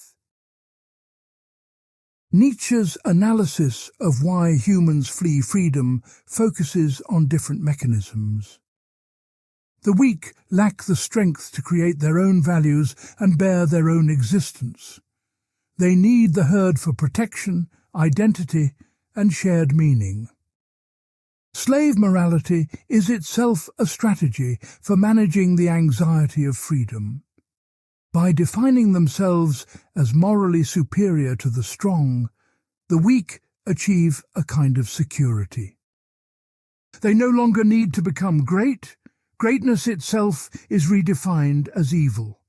The race is rigged so that doing nothing becomes winning. This removes the burden of striving while providing the comfort of self-righteousness. The herd mentality further reinforces the escape from freedom. When everyone believes the same things, no individual must justify their beliefs. The responsibility for choosing is offloaded onto the group. One simply does what everyone does and believes what everyone believes. Nietzsche despised this conformity as the death of everything valuable in humanity. The last men who have invented happiness are the ultimate product of herd morality. They want only comfort, security, and the avoidance of risk. Nothing great can emerge from such timid, self-satisfied creatures. The Übermensch is precisely the one who does not flee from freedom. He embraces the burden of creating his own values without external support. He does not need the herd's approval or the comfort of shared beliefs. His freedom is terrible, but also the source of everything that gives life meaning. But how many can actually achieve this?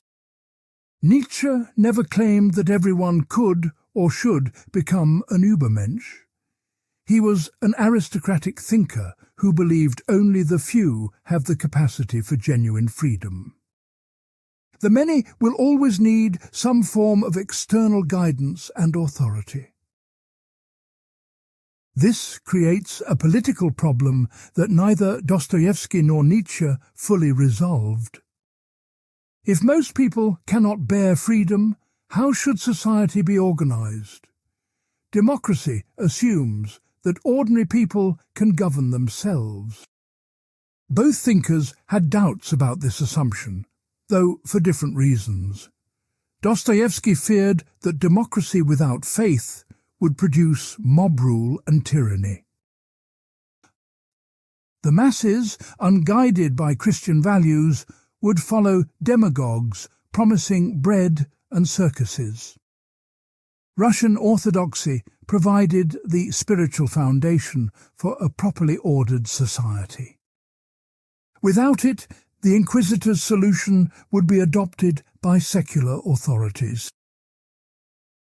Nietzsche feared that democracy was the political expression of slave morality. Rule by the majority means rule by the mediocre, the herd, the last men. True excellence requires the freedom to rise above what ordinary people approve. Democracy levels everything down to the lowest common denominator. Both predictions have some support in 20th century history.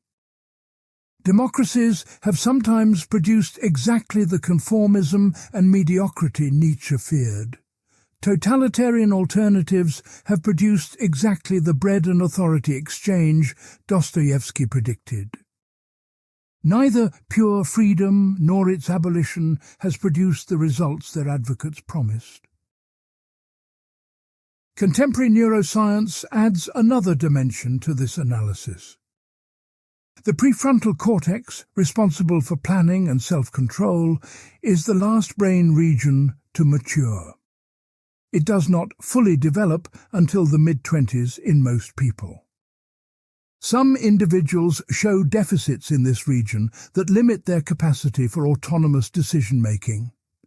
If freedom requires certain cognitive capacities that are unevenly distributed, equality becomes problematic. Not everyone may be equally capable of the self-governance that freedom demands. This empirical reality supports both the inquisitor's pessimism and Nietzsche's aristocratism. Perhaps some people genuinely need more guidance than others. Yet both thinkers would reject the conclusion that scientists should design optimal social systems. Dostoevsky's entire work attacks the crystal palace of rational social engineering. Nietzsche condemned the scientific worldview as another form of slave morality's triumph. Whatever the limits of human freedom, neither would entrust it to technocratic managers. The question remains open. What social arrangements best balance freedom's risks and benefits? No purely philosophical answer exists. History is the laboratory where experiments are conducted. The 20th century tested many proposals with catastrophic results. Perhaps the 21st century will find better balances that neither thinker could envision. Part 11. Becoming who you are. Two models of the self. What does it mean to become yourself? Nietzsche commanded, "Become who you are," suggesting the self is achieved, not given. Dostoevsky portrayed characters who discover their true selves through repentance and grace. These competing models of selfhood carry profound implications for how one should live. Nietzsche rejected the idea that humans have a fixed essence waiting to be discovered. The self is not found, but created through the process of self-overcoming. You are what you make of yourself through your choices, struggles, and creative acts. There is no true self hiding beneath the surface, only the self you are becoming.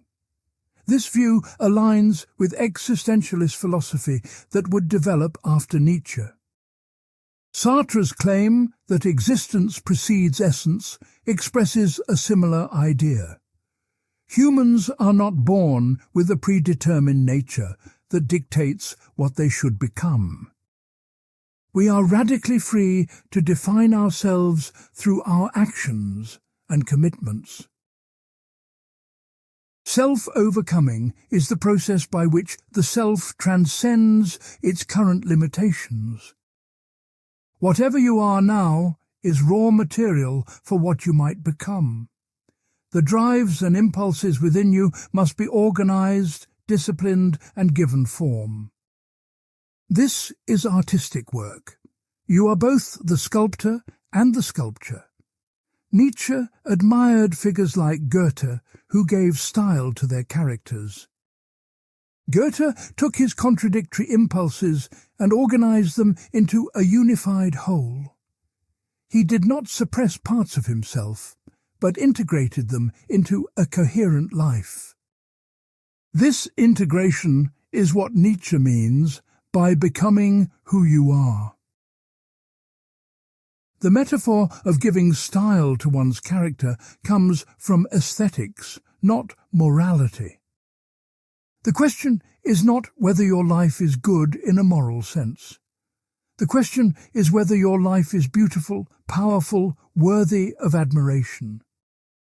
Aesthetic criteria replace moral criteria as the standard for evaluating existence. Dostoevsky offers a fundamentally different model of the self and its transformation. The self is not created but received, damaged by sin and restored through grace. You do not make yourself. You discover what God made you to be. The journey is not self-overcoming, but repentance and return. In the Christian understanding Dostoevsky embraced, humans are created in God's image. This divine image is obscured by sin, but never entirely destroyed. Redemption involves recovering the true self that sin has buried. You become who you are by returning to who you were always meant to be. Raskolnikov's transformation illustrates this model. His theories about extraordinary individuals led him away from his true self. The murder was not self-creation, but self-destruction, a betrayal of his nature. Recovery requires abandoning the false self and accepting the true one. The epilogue shows Raskolnikov beginning this return through Sonia's love and the New Testament. He does not overcome himself in Nietzsche's sense. He surrenders the self he tried to create and opens himself to grace. This surrender is not weakness, but the precondition for genuine transformation. Alyosha in The Brothers. Karamazov embodies the self that has never strayed far from its source.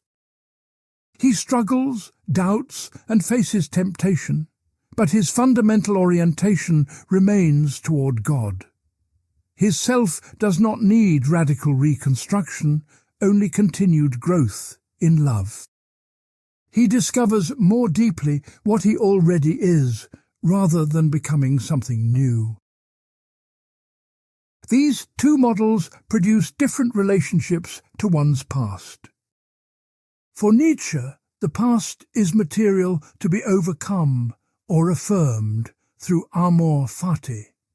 You can say, "I willed it thus," claiming ownership of everything that happened.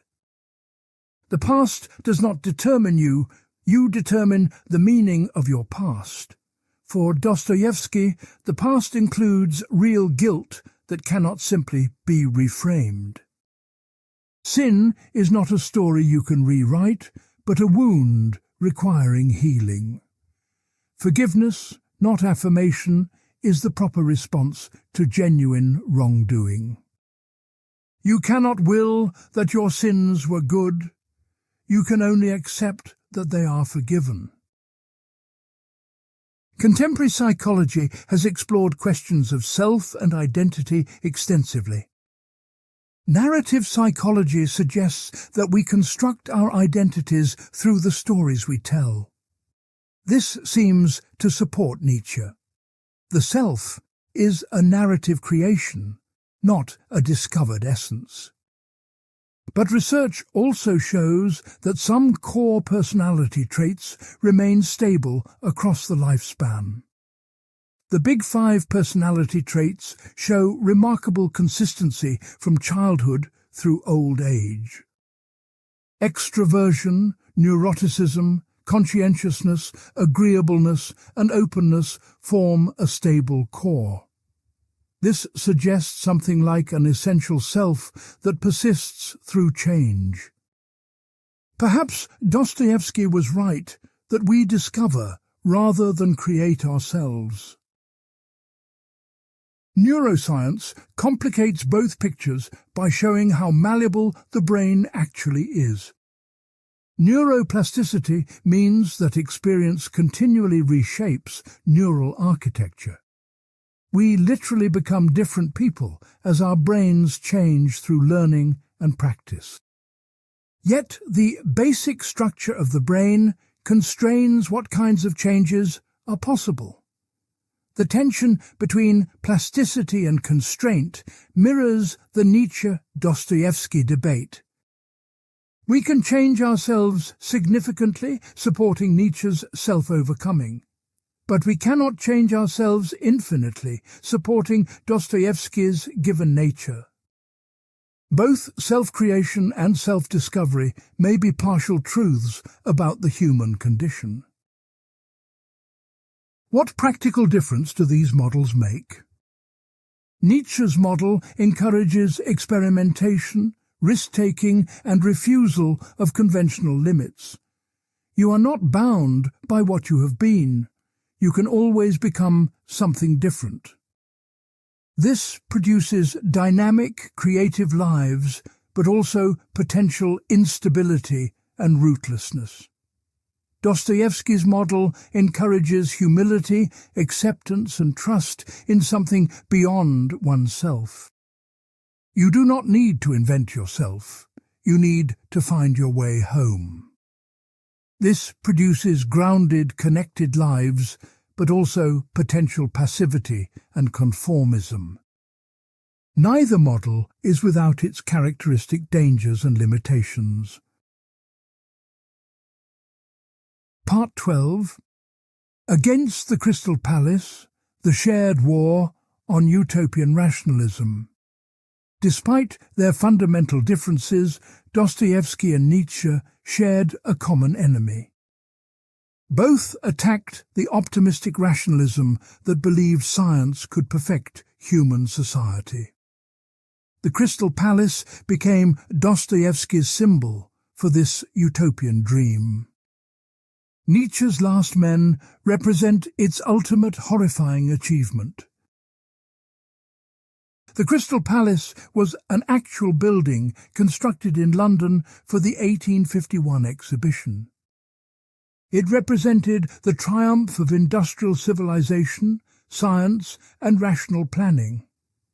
Russian radicals like Chernyshevsky used it as a symbol of the future socialist utopia.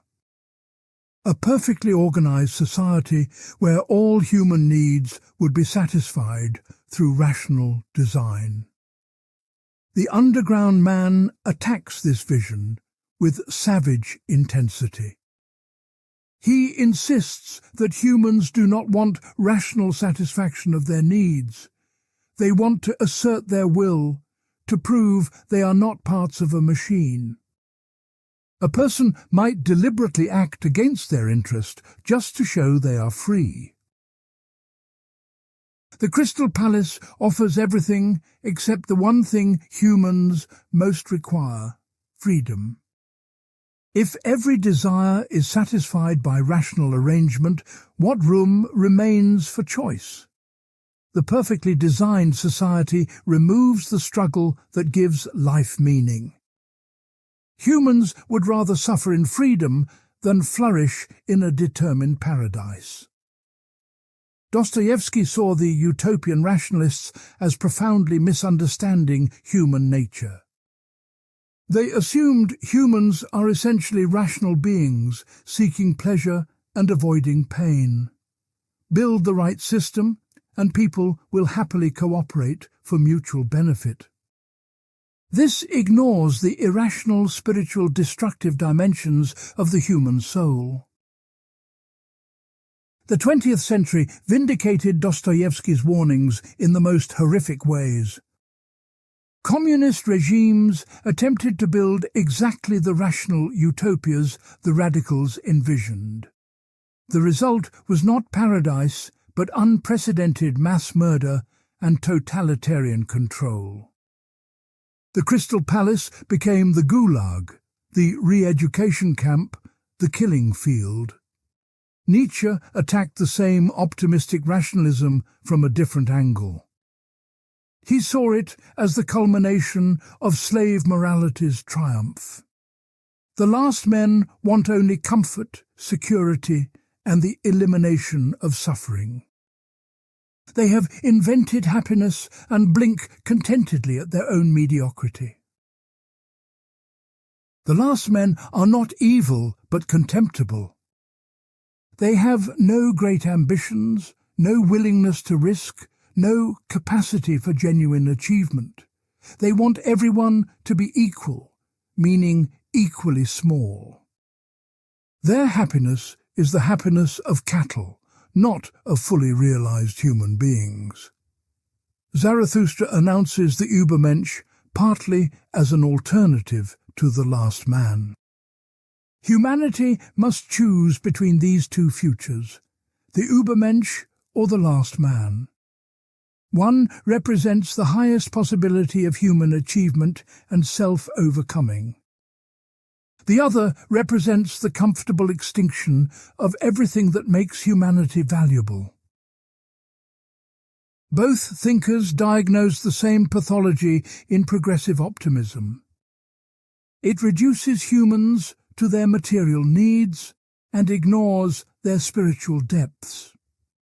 It assumes that happiness is the ultimate goal when humans actually seek meaning. It tries to eliminate suffering when suffering is necessary for growth and nobility. Contemporary debates about technology and human enhancement echo these concerns. Transhumanists promise to eliminate disease, aging, and perhaps death itself. They envision a future where all limitations are overcome through technological progress. This is the Crystal Palace rebuilt with silicon and genetic engineering. Would such a future produce flourishing or the last men? If all struggle is removed, what would humans strive for? If death is conquered, what urgency would motivate achievement? Both Dostoevsky and Nietzsche would view this technological utopia with horror. The underground man's objection applies directly to technological utopianism. Humans might deliberately sabotage their own enhancement just to prove they are free. We might choose suffering over happiness if happiness is imposed rather than chosen. The irrational element in human nature cannot be engineered away. Nietzsche would add that the technological utopia represents will to power turned against itself. The drive that created science and technology would be extinguished by its own success. Having conquered all external obstacles, humans would have nothing left to overcome. The Übermensch needs resistance. He cannot exist in a frictionless paradise. Both thinkers would reject the assumption that progress is always good. Progress toward the Crystal Palace is progress toward spiritual death. Some directions that seem like advancement are actually decline. The measure of a civilization is not its comfort, but its capacity to produce greatness. Yet neither offered a clear political alternative to the rationalism they attacked. Dostoevsky vaguely invoked Russian orthodoxy and Slavophile nationalism. Nietzsche vaguely invoked future philosophers who would legislate new values. Neither provided a blueprint for organizing society without rationalist planning. This absence may be intentional rather than a failure. Both distrusted systems and blueprints as themselves products of rationalist thinking. The answer to bad planning is not better planning, but something beyond planning. Living individuals must find their own way. No system can do it for them. Perhaps the shared lesson is that human problems cannot be solved, only lived with. The rationalist believes that correct analysis yields correct solutions. Dostoevsky and Nietzsche believed that existence is tragic, not a problem to be solved. Wisdom consists not in fixing the human condition, but in bearing it nobly. Part 13. Christianity on Trial, Prosecution and Defense. Nietzsche's attack on Christianity is among the most sustained and vicious in intellectual history. He called it the one great curse, the immortal blemish on humanity. Dostoevsky defended Christianity, but not through apologetic arguments.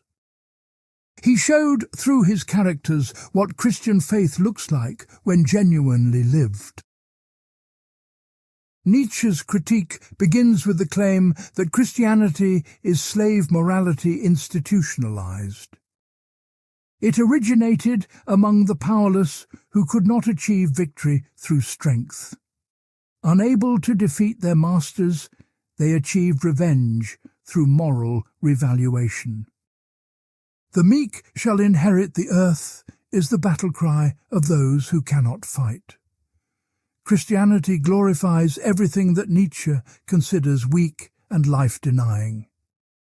Humility, self-denial, poverty, suffering and submission are elevated to virtues. Pride, strength, beauty and power are condemned as sins.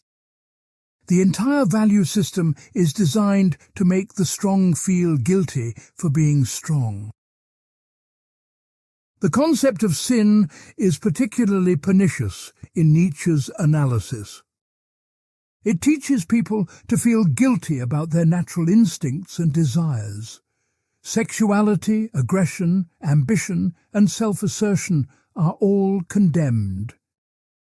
Christians learn to hate themselves for being human, for having bodies and drives. The afterlife functions to make slaves accept their earthly condition. Do not rebel now, your reward comes later in heaven. Meanwhile, your oppressors will suffer eternal punishment for their power and pleasure. This is resentiment's fantasy of revenge projected onto cosmic scales. Nietzsche reserves special contempt for the ascetic priest who administers this system. The priest gains power by making people sick and then offering himself as the cure. He creates guilt, then provides confession and absolution. His authority depends on maintaining the disease he claims to heal. The Antichrist, written in 1888, concentrates this critique with maximum intensity. Nietzsche accuses Christianity of waging war against everything noble in humanity. It has systematically destroyed classical civilization's healthier values. 2,000 years of Christian dominance have produced a diminished, self-loathing species. Dostoevsky would not deny that Christianity has been corrupted and misused. The Grand Inquisitor represents exactly the institutional betrayal Nietzsche condemns. The Church has often sought power, wealth, and control rather than serving Christ. Dostoevsky knew the difference between Christianity and Christendom, but Dostoevsky insists that the corruption proves nothing about the truth of the faith. Humans corrupt everything they touch. This is precisely what Christianity teaches. The failure of Christians to live their faith does not invalidate the faith itself. One must distinguish the ideal from its flawed human embodiments. Father Zosima embodies what genuine Christianity looks like when actually practiced. He is not weak, resentful, or life-denying in any sense Nietzsche would recognize.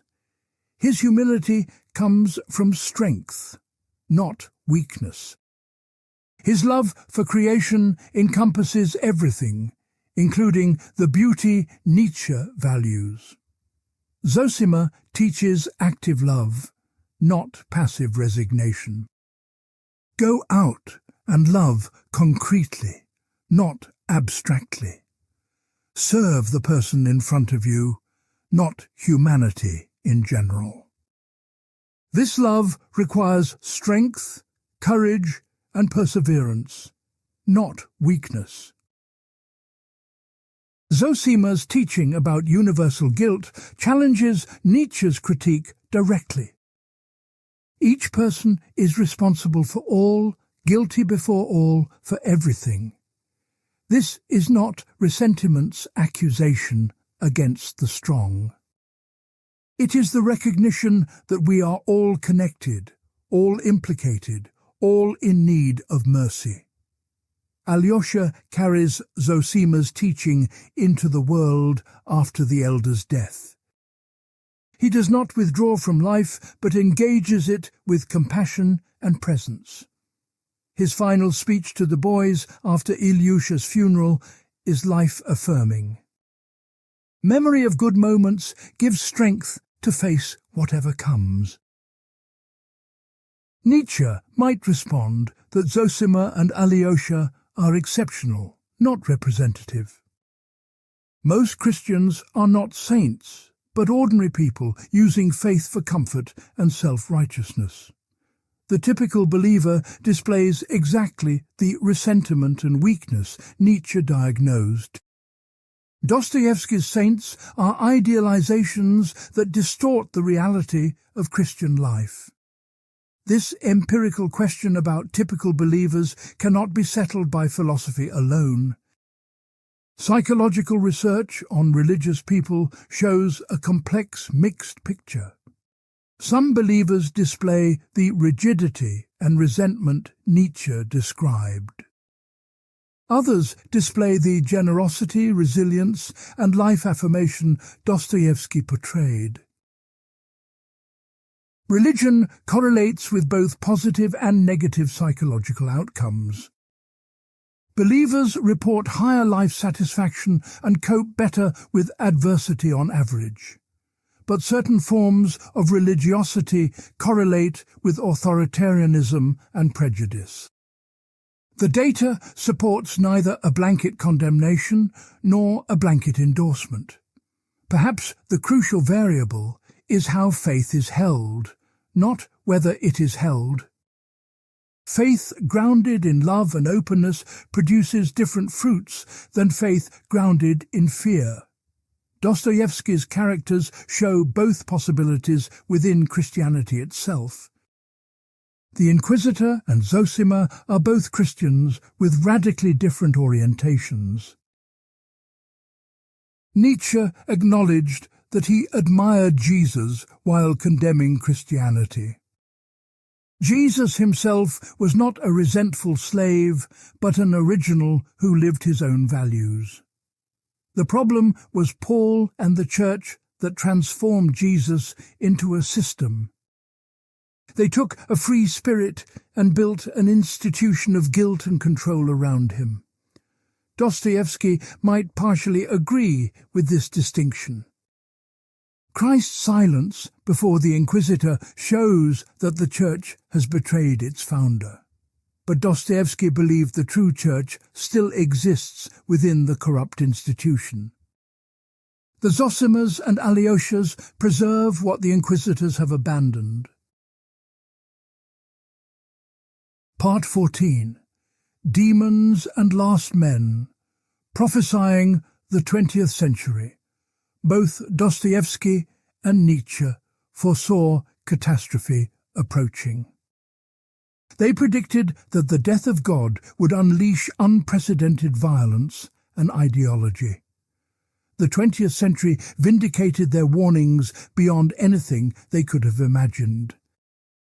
Understanding their prophecies illuminates both the past and our possible futures. Dostoevsky's novel Demons, also translated as The Possessed or The Devils, appeared in 1872. It portrays a group of revolutionary nihilists who bring chaos to a provincial Russian town. The characters are based on actual radicals Dostoevsky had known and read about. The novel predicts with uncanny accuracy what Russian revolutionaries would actually do. The revolutionaries in Demons operate through manipulation, deception, and violence. They exploit legitimate grievances to advance their own will to power. Their idealism masks a nihilistic contempt for the people they claim to serve. Once in control, they reveal themselves as tyrants, worse than those they replaced. Peter Verkovensky, the chief revolutionary, explicitly describes his method. He will raise rebellion, then establish dictatorship under the guise of liberation. The masses will exchange one master for another while believing themselves free. This is exactly what Lenin and Stalin would accomplish decades later. Shigalyov, another character, presents a theoretical system for the perfect society. Starting from unlimited freedom, he arrives at unlimited despotism. The logic is inexorable. To guarantee equality, you must suppress all who rise above average. Utopia requires total control, which means totalitarianism. Kirillov proposes a different response to the death of God. Suicide as self-assertion. If there is no God, man must become God through absolute exercise of will. The ultimate act of will is choosing death, proving that nothing controls you. His suicide is meant to liberate humanity from fear and open the way to the man-God. Dostoevsky shows that all these paths lead to destruction. The revolutionaries murder, manipulate, and ultimately destroy themselves and others. Kirillov's suicide accomplishes nothing except his own death. The town is left in ruins, with the chaos spreading outward. The novel's title comes from the gospel story of demons entering a herd of pigs. The pigs rush down a slope into the sea and drown. Dostoevsky saw the revolutionary movement as demonic possession of Russian society. The possessed would destroy themselves and drag many innocent victims with them. Nietzsche's prophecies appear throughout his late works, especially in scattered aphorisms. He predicted that the 20th century would see wars of unprecedented scale and ideology. The death of God would leave a vacuum that political religions would fill. Nationalism, socialism, and other mass movements would provide what Christianity once gave. Nietzsche did not view this coming catastrophe with Dostoevsky's moral horror. He saw it as necessary birth pangs of a new era. The old values had to be destroyed before new ones could be created. The violence would clear the ground for the Übermensch to emerge. This difference in emotional response separates the two thinkers profoundly. Dostoevsky mourned the coming destruction and sought to avert it through faith. Nietzsche anticipated it with something like excited dread. Both saw the same future. They evaluated it completely differently. The actual 20th century surpassed both their imaginations in its horrors. World wars killed tens of millions in industrialized slaughter. Communist regimes murdered their own citizens by the tens of millions more. Fascism and Nazism produced genocide and continental devastation. Dostoevsky would have seen these events as confirmation of what happens when faith dies. Without God, everything is permitted, including the previously unthinkable. The revolutionaries he portrayed in Demons multiplied across the planet. His warnings went unheeded, and the consequences were catastrophic. Nietzsche's legacy became tragically entangled with Nazism, though he bore no direct responsibility. His sister Elizabeth edited his unpublished notes to support German nationalism and anti-Semitism. The Nazis claimed Nietzsche as a philosophical forefather, distorting his ideas grotesquely. Nietzsche himself despised anti-Semitism and German nationalism explicitly and repeatedly. Yet Nietzsche's rhetoric about the strong dominating the weak could be misused. His contempt for slave morality and democracy invited authoritarian appropriation. Even if the Nazis misread him, they found something in his texts to exploit. The question of Nietzsche's political implications remains contested among scholars. Both thinkers would likely be horrified by how the 20th century actually unfolded. Dostoevsky would see his worst fears realized, but would not have wanted to be right. Nietzsche might have hoped for creative destruction, but received only destruction. Neither envisioned the sheer scale of mechanized murder that modernity enabled. The 21st century faces new versions of the same underlying crisis. Religious belief continues to decline in developed nations.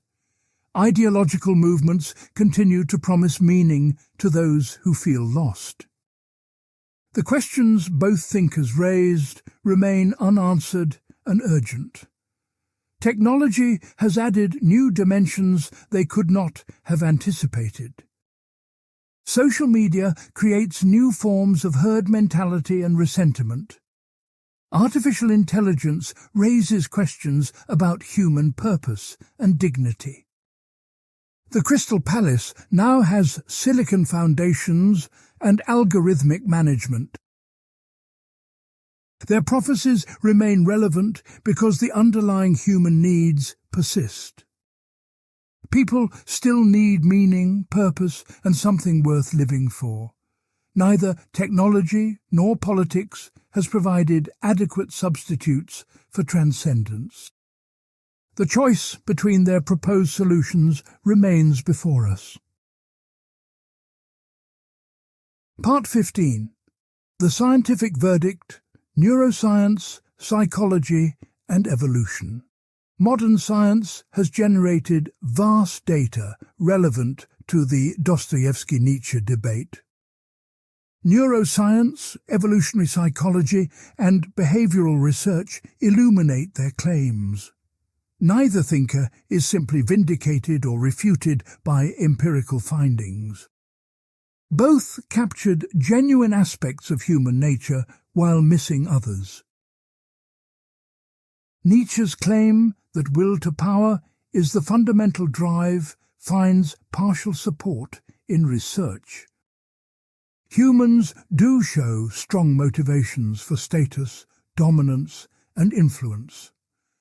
Social hierarchies form spontaneously in groups, with individuals competing for position. Testosterone correlates with dominance-seeking behavior across many contexts, but research also shows that humans are fundamentally social and cooperative. We have innate capacities for empathy, fairness, and concern for others.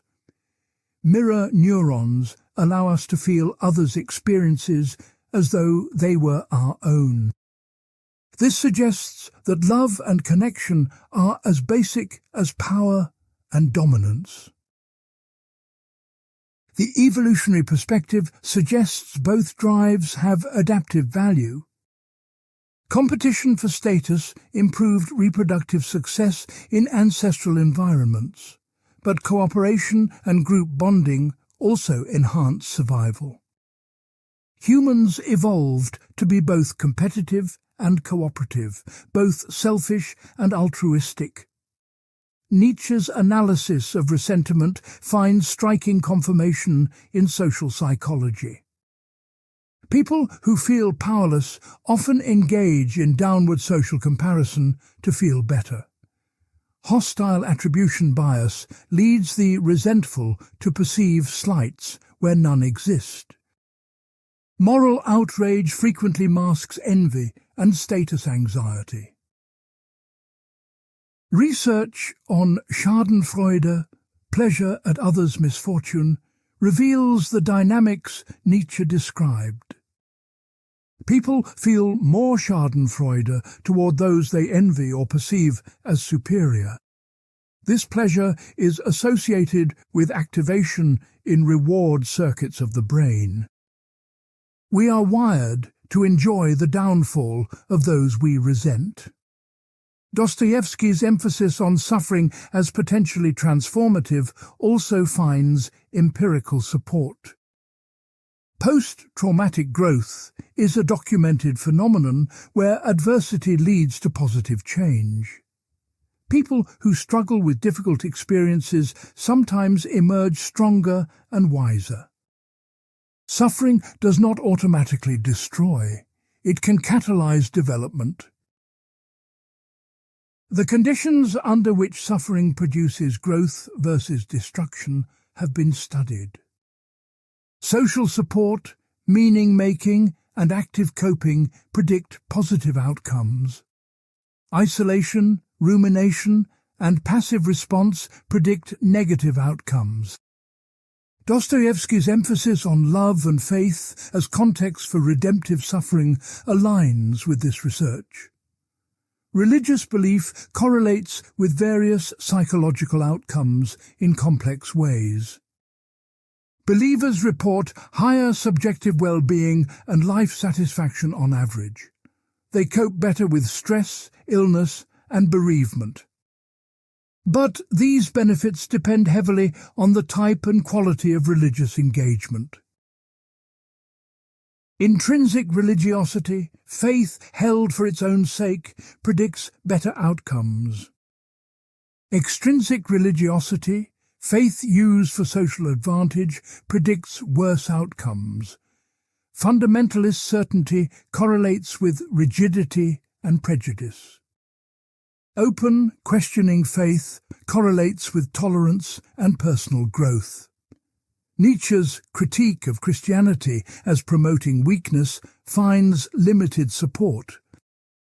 Religious people do not appear weaker or more passive than non-believers in general.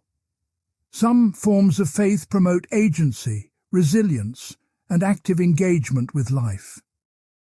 The blanket condemnation of religion as slave morality oversimplifies the data. Neuroscience reveals that moral judgments involve emotion as much as reason. Damage to emotional processing regions impairs moral decision-making. We feel that something is wrong before we think through why. This supports Dostoevsky's view that morality is more than rational calculation. But neuroscience does not tell us whether these moral intuitions track truth. Evolution could have shaped intuitions that serve survival without corresponding to reality. The origins of moral feelings do not prove their validity or invalidity. Science describes the mechanisms, it cannot evaluate the metaphysics. Research on free will has complicated implications for both thinkers. Unconscious brain processes precede conscious decisions by measurable intervals. This suggests that conscious will may be less in control than we experience. Nietzsche anticipated this finding with his skepticism about the unified self. Yet behavior is clearly influenced by beliefs, values, and deliberate choices. People who believe in free will behave more responsibly than those who do not. The practical reality of choice remains even if the metaphysics are unclear. Both thinkers' emphasis on what we do with our freedom retains importance. Evolutionary accounts of religion present challenges for Dostoevsky's position. Religious belief may have evolved because it enhanced group cohesion and cooperation. This does not mean religious beliefs are true, only that they were useful.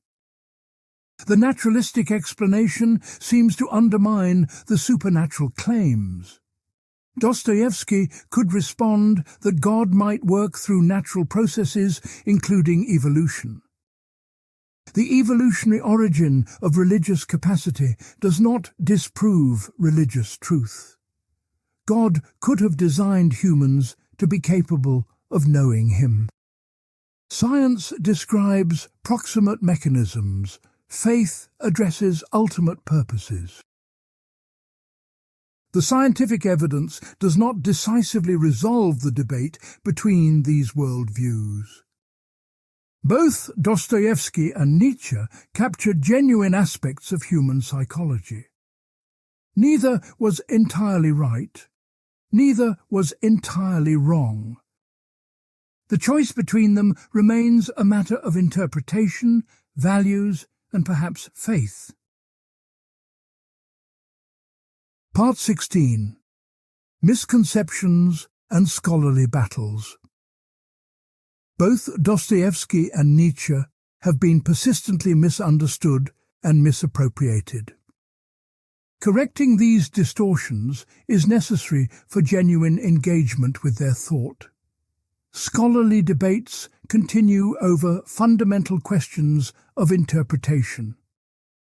Understanding these controversies deepens appreciation of both thinkers' complexity. The Nazi appropriation of Nietzsche remains the most notorious misreading in philosophical history. Hitler visited the Nietzsche archive, and Nietzsche's concepts were weaponized for propaganda. The Übermensch became the master race. Will to power became military conquest. This interpretation was a grotesque distortion enabled by selective quotation and deliberate manipulation. Elisabeth Förster Nietzsche, the philosopher's sister, bears significant responsibility. She edited his unpublished notes into The Will to Power, a book Nietzsche never wrote. She was a committed anti-Semite who shaped his legacy to match her ideology. Serious Nietzsche scholarship has spent decades undoing her damage. Nietzsche explicitly and repeatedly condemned anti-Semitism and German nationalism. He broke with Richard Wagner, partly over Wagner's anti-Semitism. He called anti-Semites contemptible and mocked German claims to superiority. His praise for Jewish contributions to European culture contradicts Nazi ideology entirely. The Übermensch is not a racial concept, but an individual achievement of self-overcoming. It has nothing to do with biological breeding or ethnic superiority. Nietzsche admired great individuals regardless of their national origin. Napoleon, Goethe, and Caesar were his examples, not blonde Germanic warriors. Will to power does not mean domination over others, but self-mastery and creative expression. The highest form of power is power over oneself, not power over external victims. Conquest and violence represent crude, lower forms of will to power. The philosopher and artist rank higher than the tyrant in Nietzsche's hierarchy. Dostoevsky has also been subject to significant misreadings and appropriations.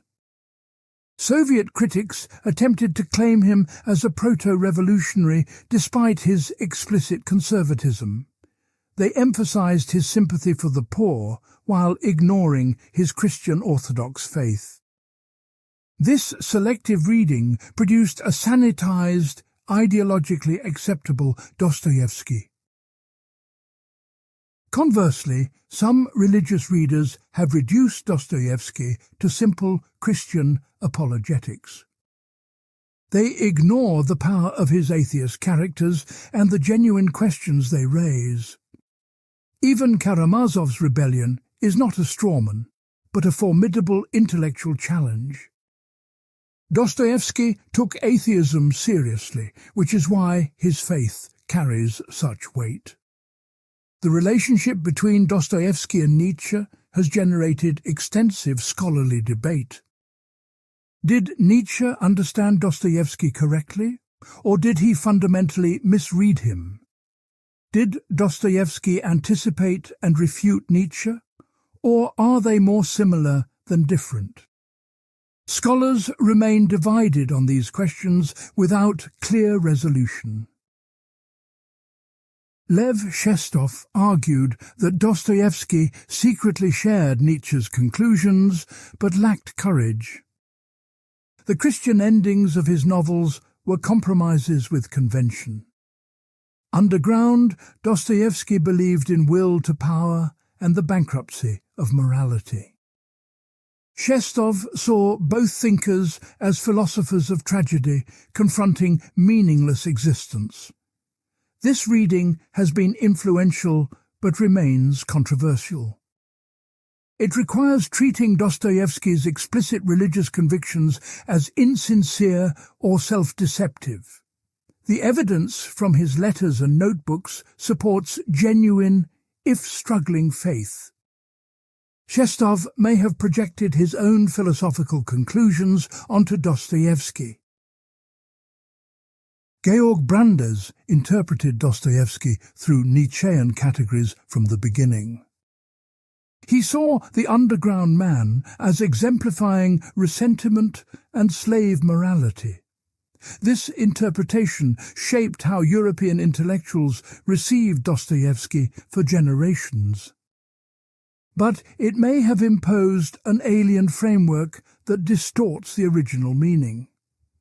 Russian scholars often emphasize aspects of Dostoevsky that Western readers minimize.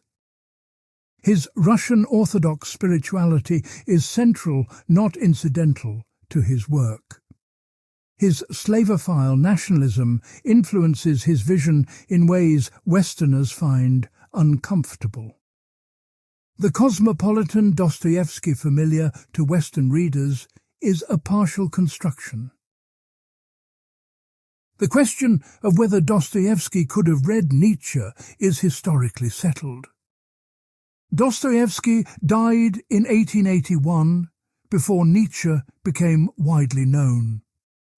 His philosophical influences were Kant, Hegel, Schopenhauer, and Russian thinkers.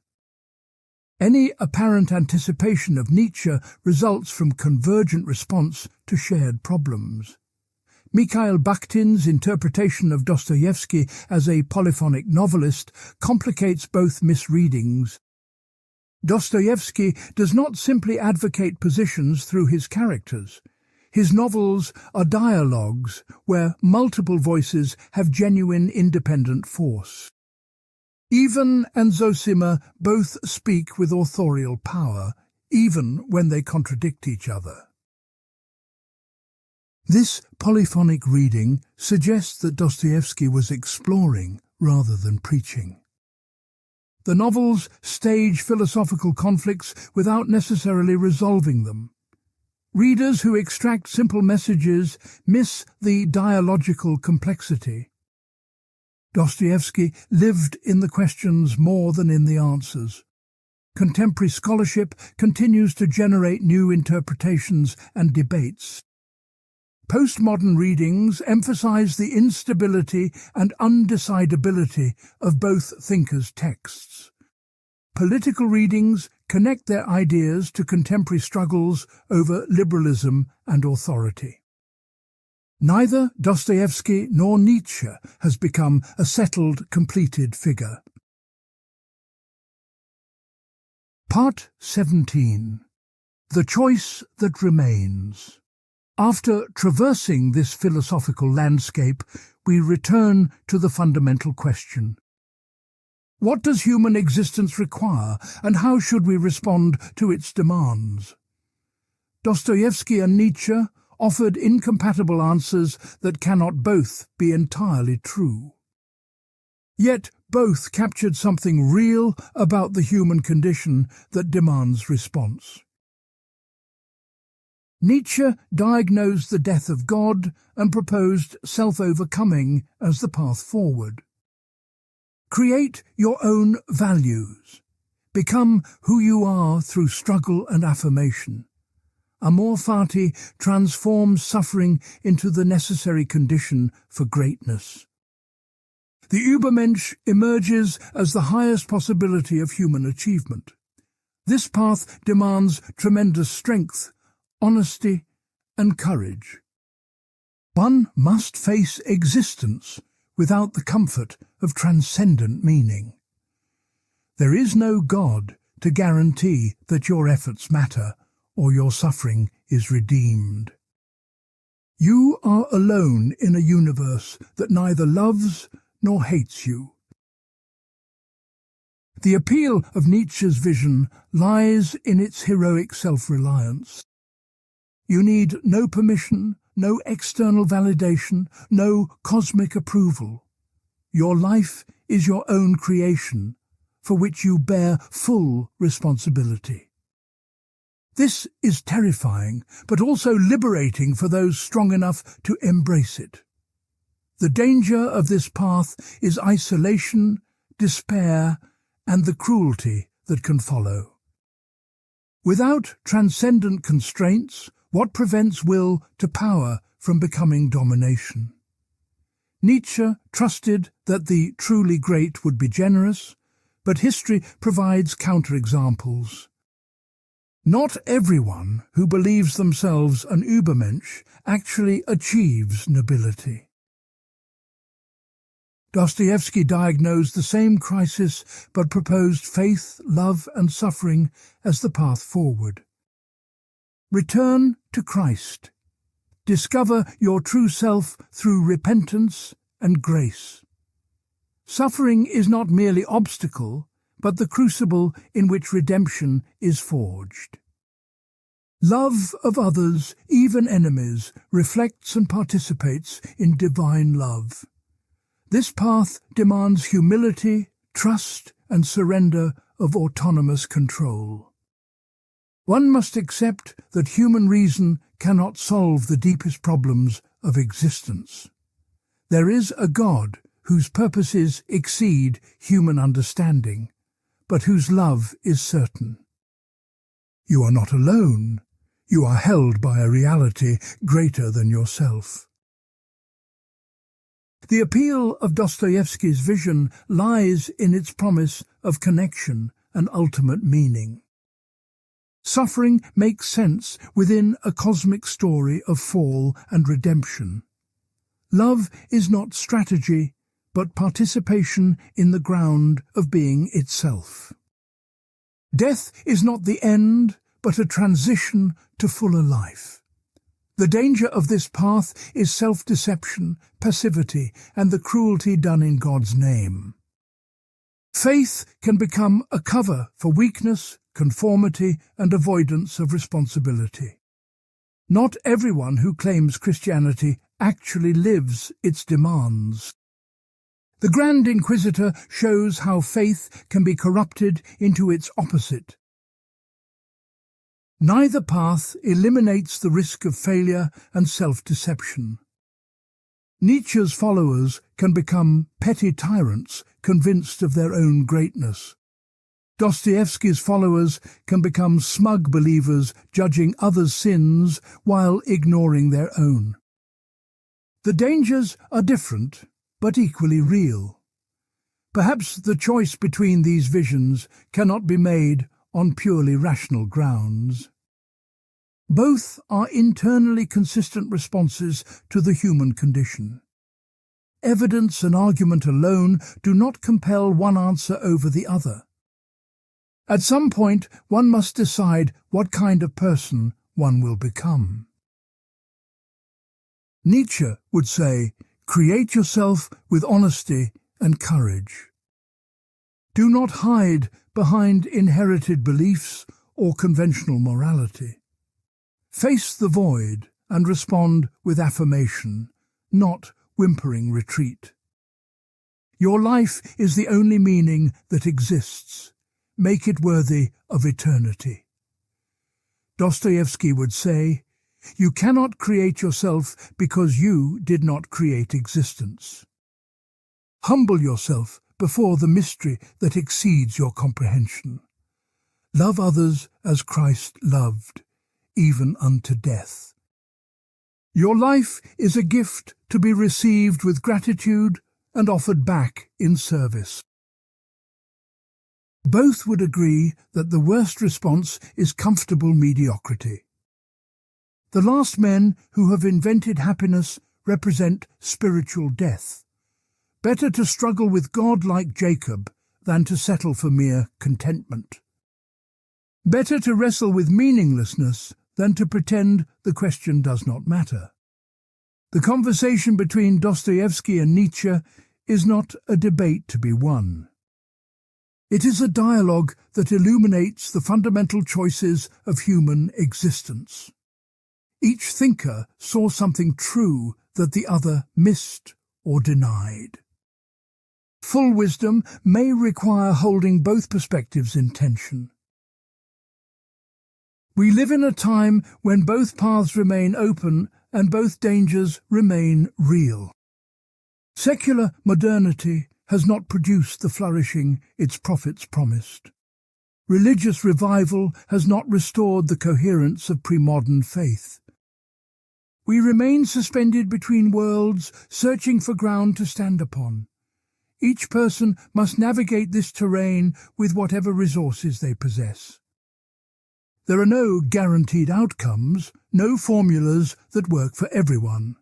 The examined life requires confronting these questions, not evading them. Dostoevsky and Nietzsche remain essential guides for those willing to take the journey. Their disagreement is finally about what humans are and what we might become. Are we creatures designed for communion with the divine, fallen but redeemable? Or are we self-creating beings whose highest achievement is autonomous self-overcoming? The answer shapes everything else: how we live, love, suffer, and die. The conversation continues because the question remains open. Every generation must confront it anew with the resources available. Neither thinker provided final answers, only profound ways of asking the questions. That may be the most any thinker can offer to those who come after.